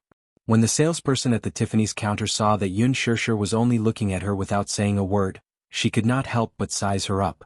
She noticed that she was wearing unbranded clothes and looked very poor just by looking at her. Therefore he thought that this woman must not have much purchasing power. On the contrary, the woman standing next to her was dressed fashionably in branded clothes. She looked rich and respectable. The salesperson took a closer look and saw Han Xiaoxiao standing in front of the counter. Her hand was intentionally or unintentionally fiddling with a necklace on her neck. She was slightly shocked and said in astonishment, Wow, beautiful lady, is the necklace you're wearing on your neck the Bulgari series? Han Xiaoxiao's lips curled up. I bought this necklace a while ago. I don't really like it and it's very cheap. It's only 20,000 yuan for one. Hee, it makes you look especially elegant. However, I have a series that should be more suitable for you. Han Xiaoxiao pretended to be a rich lady and said, Take it out for me to see. The two of them echoed each other and started chatting passionately. Yun Shirshir was looking at the price signs. She was speechless when she saw the long string of zeros on the price signs. Then she saw Han Xiaoxiao chatting with the salesperson. It was obvious that Han Xiaoxiao wanted to show off in front of her. She was a little dispirited and wanted to leave. Muyaja parked his car and went up to the 1st floor. He saw that she was standing at the jewelry counter and seemed to have nothing to do. He walked over slowly. Have you waited long? Chapter 375. His appearance had attracted Han Xiaoxiao's attention. The handsome man in front of her was tall and slender, especially that exquisite handsome face of his. His every movement exuded a natural aristocratic aura that made her fall in love with him. Who was this man? He looked like he was either rich or respectable. Why was he with Yun Shirshir? Han Xiaoxiao's eyesight was outstanding after all. She could tell the brand value of Muyaja from head to toe at a glance. Compared to Yun Shirshir, who was wearing cheap clothes, it was a little out of place. Shirshir, who is he? Yun Shirshir pursed her lips and did not want to bother with her. Muyaja looked at Han Xiaoxiao coldly and lowered his head to ask, You guys know each other? Ex-colleague. We are friends. The two of them spoke at the same time but gave different answers. Han Xiaoxiao's face revealed an awkward smile. Shirshir, why don't you introduce him? Her man. Without waiting for Yun Shirshir to speak, Muyaja said concisely. Han Xiaoxiao was stunned. Even Yun Shirshir's expression froze. What are you talking about? Isn't that the case? Han Xiaoxiao bit her red lips hard. She was a little indignant and felt that she had been outdone. At the same time, she felt that the man in front of her was a little unreal. How could he be Yun Shirshir's man? Didn't he take a look at his background? Was she even worthy? Rich families were particular about matching in social status. How could a commoner like Yun Shishir be related to a rich family? The more she thought about it, the angrier she felt. She had wanted to show off in front of her, but in the end she felt like she had been checkmated. This knowledge made her extremely displeased. Muyaja's palm gently covered her head and stroked it gently. "What do you like? I'll buy it for you." "I don't like it," Yun Shishir said indifferently, but her gaze landed on the display cabinet. There was a pair of exquisite and beautiful earrings in the shape of a 5-petaled flower, just like stars in the sky. The name was interesting as well. This was called Stars in the Sky, but it was expensive to make. Muyaja followed her gaze and saw the pair of earrings as well. His slender fingers clasped the cabinet's surface. "This pair, take it out." Yun Shishir was a little surprised and opened her mouth. She did not understand the meaning of his actions. The salesperson glanced at Yun Shishir, still feeling incredulous. She would not be willing to let ordinary people. This was especially true for someone like Yun Shishir, who was dressed shabbily. She would not be able to afford it anyway. But Muyaja was different. One look and she could tell that he was of noble birth. Muyaja glanced at the salesperson's gaze and knew what she was thinking. However, he did not show it. Until the salesperson presented the pair of stars in the sky, in front of Muyaja. Muyaja reached out and took one of them. He reached out and gently brushed away her hair. In an instant, that small and cute earring was exposed to the air. Muyaja gently put the earring on for her. The star-like earring set off the pure white earring. It looked even more tender and beautiful. It was as if it was silently tempting him to kiss her. Chapter 376. He lowered his head slightly, and his thin lips that were cold from the night breeze kissed her earlobe. Han Xiaoxiao was stunned, but the kissing scene in front of her was too beautiful. Even she couldn't come back to her senses for a while. Yun Shishir was shocked. Her body moved slightly to the side, and she glared at him with embarrassment. She was obviously shy. Look, do you like it?" Muyaja pushed her in front of the mirror and lifted her hair. Yun Shishir looked at the mirror. Although she didn't say anything, her eyes revealed her love for the pair of earrings. Muyaja put the other one on her. The salesperson immediately praised, "This lady looks really good wearing this pair of earrings. Sir, do you want this pair of earrings?" "Yes." While speaking, Muyaja's eyes didn't leave Yun Shishir at all. He just handed over a black gold credit card. The salesperson was still puzzled. Why didn't this man ask about the price of this pair of earrings? He just gave the card to her directly. Was he so rich? However, when she took the credit card from him and looked at it, she didn't have any doubts. Ultima, the king of the cards. People who had a black gold credit card had a supreme status. In the big capital there were only 5 such cards. Even Han Xiaoxiao couldn't help but be shocked. He was stunned. He was really stunned.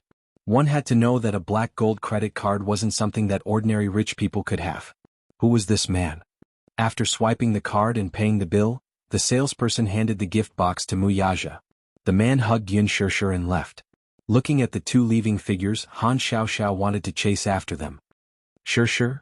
The latter, however, ignored her completely. Han Xiaoxiao was extremely embarrassed. She turned back to the counter and asked the salesperson, "Is that man's card the legendary black gold credit card?" The salesperson's lips twitched, but she said, "I'm sorry, madam. This involves the customer's privacy. Forgive me for not being able to tell you." "How much is the earring that the man just bought?" "I want it too." Han Xiaoxiao pretended to be generous as if she was eager to regain her face. "That earring is the only one in the counter at the moment. It's already gone. But I can tell you the price. It's 990,000. 990,000. A pair of earrings cost 990,000. Han Xiaoxiao's expression stiffened. The toy section was on the 5th floor, but when they reached the 3rd floor, Muyaja held her in his arms and walked towards the women's clothing section. When they arrived at the Chanel counter, Muyaja picked out a few dresses for her. Yun Shishir, Muyaja gracefully sat down on the sofa. "Take it." Yun Shishir said, "What do you mean by that?" "To buy clothes for you." Yun Shishir furrowed her brows and said, "I don't want it." Muyaja didn't allow her to object. He snapped his fingers and a few salespeople surrounded Yun Shishir and escorted her into the fitting room. He smiled evilly. Throwing a tantrum in front of him? Didn't she know whose territory this shopping mall was? Yun Shishir's protest came from the fitting room. "All of you get out." Don't take off my clothes." "I'll do it myself, can't I do it myself?" "All of you get out." The salespeople were all chased out. Chapter 377. Wuxia glanced at it and felt satisfied. He lowered his head and flipped through the magazine again. Go and change into another one. Yun Shishir changed into a few more outfits. Wuxia frowned. He suddenly realized something. Damn it, this woman looked good in everything. Thus he stood up and walked to the counter. This one, and that one, which one? I want that one too. Pack it up. Yes, sir. Yun Shishir was speechless. Why did he buy clothes as if he was shopping at a wholesale market? Just like that, Yun Shishir finally went up to the toy counter on the 4th floor with bags of various sizes. She had specially chosen a famous toy brand. When she walked out, she handed a beautifully wrapped gift to Wuxia. This is a gift for the child. She had specially prepared this gift for Xiao Chen. Wuxia took the gift. She had personally wrapped it and written a birthday card with her heart. Her handwriting was beautiful, and at the end of the card there was a smiley face. It was very heartwarming. This should be a birthday surprise. After shopping, it was naturally time to fill his stomach. Yun Shishir chose a restaurant, but it was crowded. The waiter apologetically said that there were only seats available in the lobby. Wuxia made a call, and shortly after, the lobby manager hurried over. Knowing that the CEO of Dishing Financial Group had arrived, the manager of the restaurant personally led a group of people to greet him warmly and respectfully. Then he caught a glimpse of the innocent girl beside him and was stunned. The manager looked at Yun Shishir with a smile and asked politely, "May I know how I should address you, miss?" Yun Shishir smiled but was pulled into Wuxia's arms. This was a silent announcement of her identity. Since she was CEO Mu's woman, he naturally had to serve her well, right? You can mess with anyone, but you can't mess with women. Especially this important person's woman. Wuxia saw the look in his eyes and knew what he was thinking. However, he was too lazy to point it out. He only ordered coldly, "Prepare a table of food." The manager nodded hurriedly. "Yes, sir. I'll get someone to prepare it right away." The manager had specially arranged a room with an elegant environment for them. The elegant lighting, the glass windows, and the beaded curtains gave the room a classical charm. How could he dare to neglect someone of Wuxia's status? Moreover, it was an honor for CEO Mu to grace his restaurant with his presence. In fact, this private room had been reserved by a guest at a high price earlier, and it was also scheduled for this time in the evening. Weren't they bumping into each other? However, he had no choice but to reject it. Over the phone, the manager repeatedly reminded Wuxia that he did not like noisy environments and insisted on a private room with a quiet environment. Even the most distinguished customer couldn't compare to this one. Even if he offended the other customers, the store manager had no choice but to push it away. Yun Shishir was so hungry that her head was dizzy. She felt lightheaded when she walked, and her stomach was empty. When she saw Wuxia walking far ahead, not caring about the bag she was carrying, she was full of resentment. However, when she sat down at the table and stared dumbfoundedly at the delicacies on the table that were comparable to the Manchu Han imperial feast, her gloomy mood was swept away in an instant. Chapter 378. Just like that, the two of them occupied a big round table with a sumptuous spread of delicacies. Extravagant and corrupt. But at this moment, Yun Shishir was very willing to be corrupt. Oh my God. She was so happy. But there was so much food. Could the two of them finish it? Wouldn't it be a waste if they couldn't finish it? Hence, she decided that she could just take it away like the last time. Yun Shishir was so tempted by the aroma that she was drooling. She raised her chopsticks and planned to gorge herself. However, in the blink of an eye, she saw Wuxia sitting at the table calmly. He didn't seem to be interested in the sumptuous spread on the table. He didn't even look at it and was casually wiping his hands with a wet towel. Master Wuxia was extremely picky in this aspect. He had been pampered since young and lived a life of luxury. Naturally, he didn't care about these. If it wasn't for her. In his eyes, these sumptuous delicacies weren't even as good as the noodles she cooked. Yun Shishir stared at his elegant dining manners. She thought that he was from an upper-class family after all, so his etiquette was good. He also had a serious obsession with cleanliness. Yun Shishir despised him in her heart. She didn't care about him. She picked up a piece of beef and stuffed it into her mouth. Her mouth was full and she was bursting with happiness. It was delicious. She was so happy that she cried. She had never eaten anything so delicious in her life except for Yu's cooking. At this moment there was a sudden sound of footsteps outside the door. Yun Shishir turned her head with some doubts. She vaguely heard a woman's dissatisfied and coquettish voice.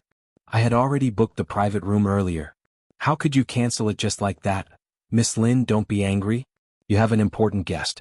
Otherwise you wouldn't have been pushed away. Oh? She's a guest and I'm not? What kind of boss are you? Don't you know the rules of first come, first served? You're a businessman but you're so. All businessmen are evil. Sorry. Next time there won't be such a thing. The manager apologized. Next time? How can there be a next time? Get out of my way. Don't. Miss Lin, please wait. There's someone in the room. Oomph.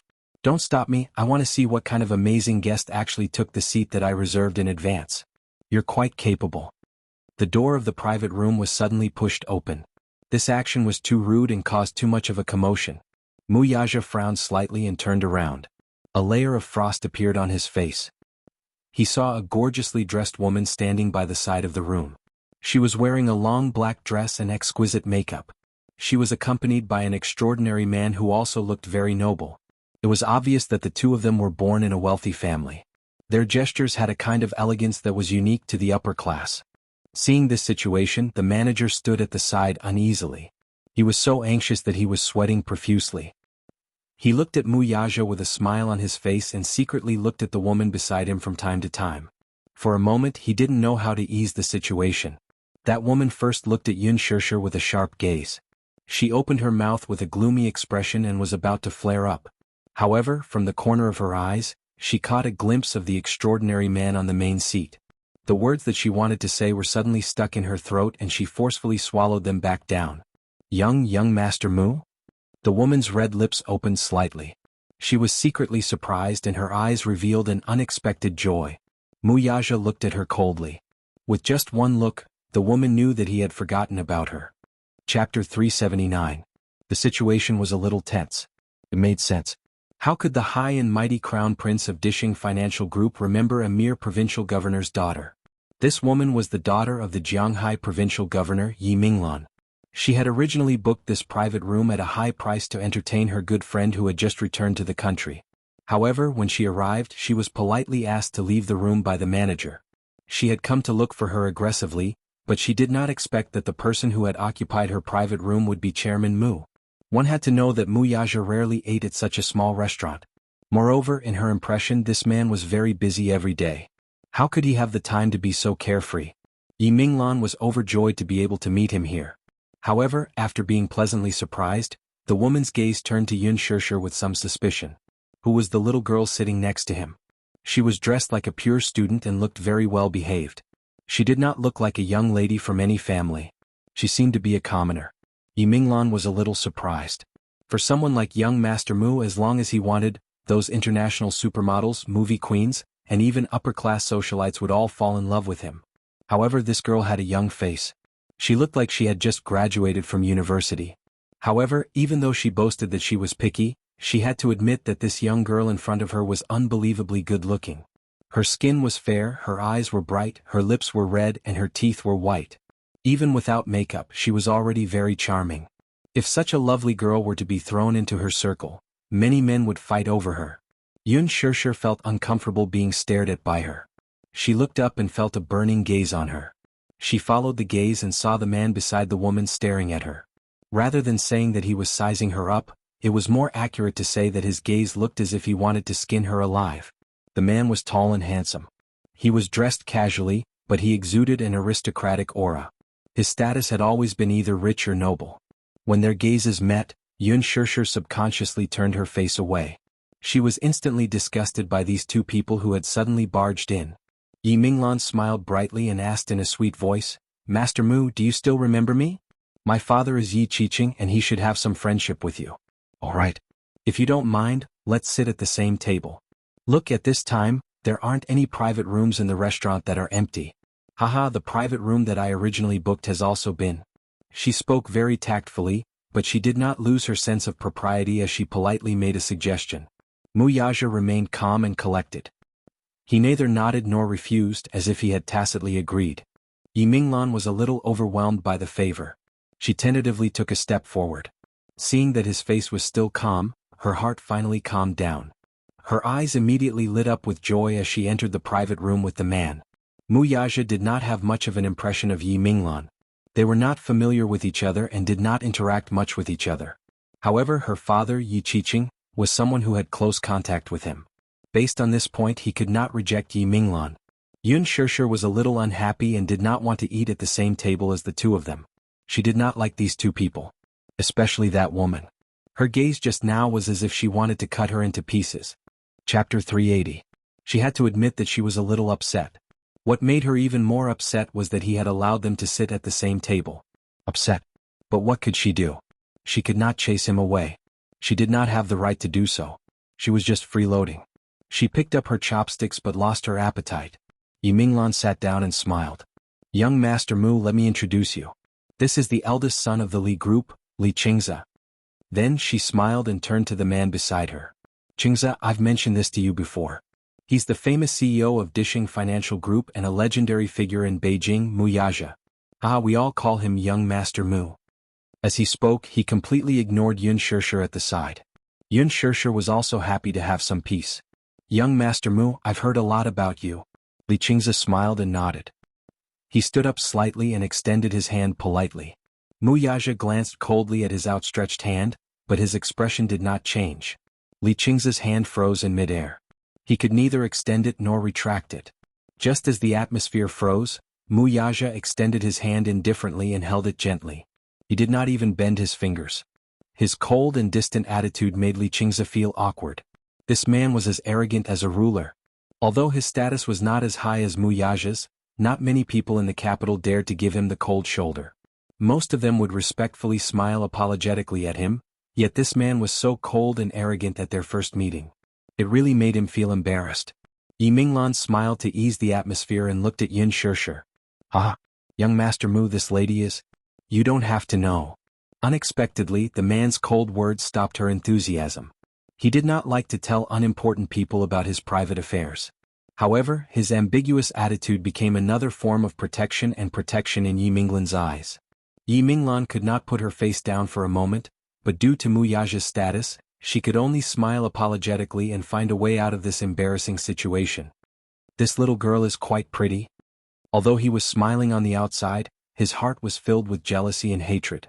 At least in her opinion, this girl had a high status by Mu Yaja's side.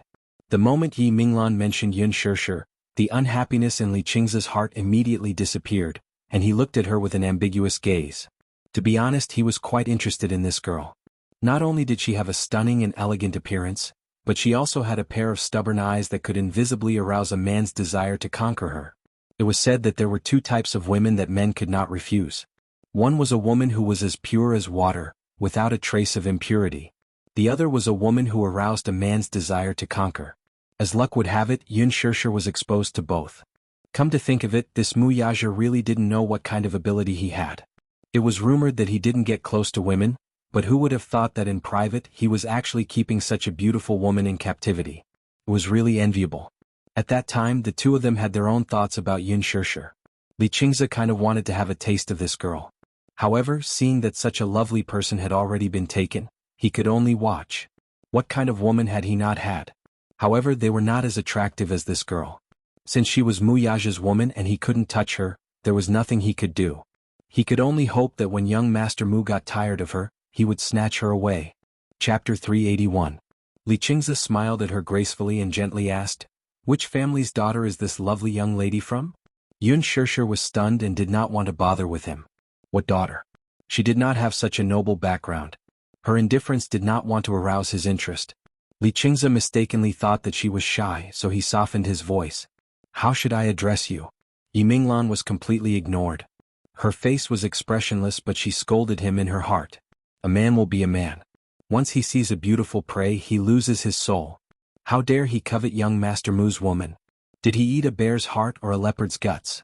Yun Shishir shot a glance at the aloof Mu Yaja beside her and smiled mischievously. Her eyebrows curved into crescents and her lips, stained with red wine, were tender and plump. When she smiled, she looked seductive and bewitching. "Haha, why should I tell you?" After that, she ignored him. "Interesting. This girl is quite interesting. She is quite arrogant." Li Qingze was thinking about her, but Yi Minglan secretly rolled her eyes and warned him not to go overboard. She did not want to make young Master Mu unhappy.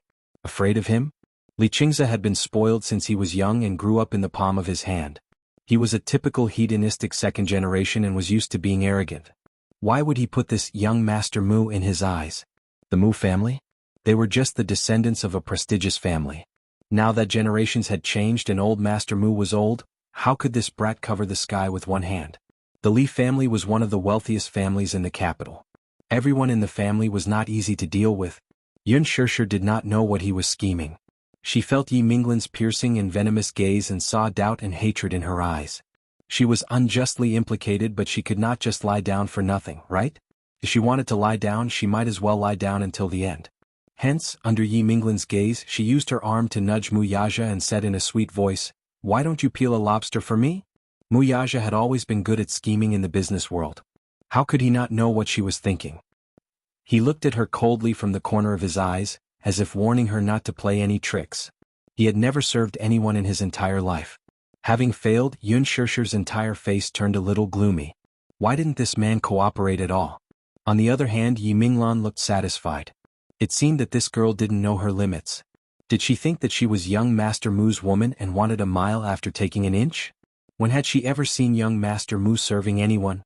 She put down her chopsticks and lost her appetite completely. She drank the iced drink beside her in one gulp.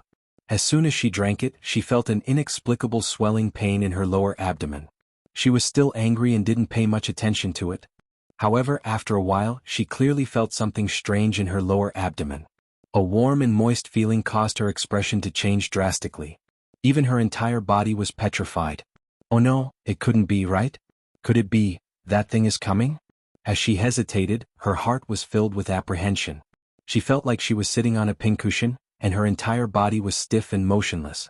However, that feeling was getting more and more obvious. Yun Shishir's face suddenly turned hot. Just as she was about to get up and go to the bathroom to check out what was going on, she saw a small patch of red on the stool from the corner of her eye. Her face immediately turned hot and she sat down again. Oh my god. How embarrassing. Yun Shishir simply wanted to cry but had no tears to shed. What was so embarrassing? Oh, and it had to be in front of this man. Moreover, there were outsiders present. Yun Shishir simply wanted to dig a hole and hide in it. Chapter 382. Yun Shishir couldn't bring herself to say it. He still didn't know how to solve such a difficult problem. Muyaja was surprised to see her face flushed red and her eyes narrowed. Muyaja. She leaned into the crook of his arm, half of her body leaning on him, and begged in a low voice, "Can you let them go?" Yi Minglan was stunned. She was the first woman who dared to call Muyaja by his full name. And the only one. The man didn't seem to be angry. However, when Yi Minglan and Li Qingze heard the second half of the sentence, both of them were stunned. They didn't expect this girl to be so rude. What they did not expect, however, was for Muyaja to look at them coldly the moment they finished speaking. Although he did not say anything, his cold gaze seemed to be ordering them to leave. Yi Minglan was embarrassed.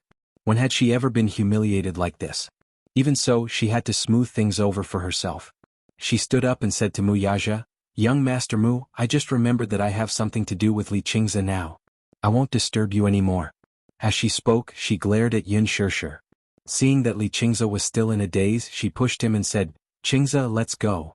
Li Qingze came back to his senses and stood up to leave with her. When the two of them walked out, Li Qingze's face was full of bad luck. When had he ever been humiliated like this? However, even though he was indignant, he still couldn't forget Yun Shishir. "You're still thinking about her? I say you're really bold. How dare you think about young Master Mu's woman? If young Master Mu finds out about this, you'll have to bear the consequences." "You're praising her so highly. I just can't stand it. Is the He family that great?" Li Qingze was embarrassed by her sarcasm. "I'm talking about you. Young Master Mu, young Master Mu. What? Are you interested in her?" "Minglan, it's not that I want to nag at you, but even if you like him, he might not like you." "You? It's none of your business." Yi Minglan was so angry that it was difficult to distinguish between green and red. She angrily stomped her feet and left. Li Qingze turned around and glanced at the private room. The corners of his mouth curled into a sinister smile.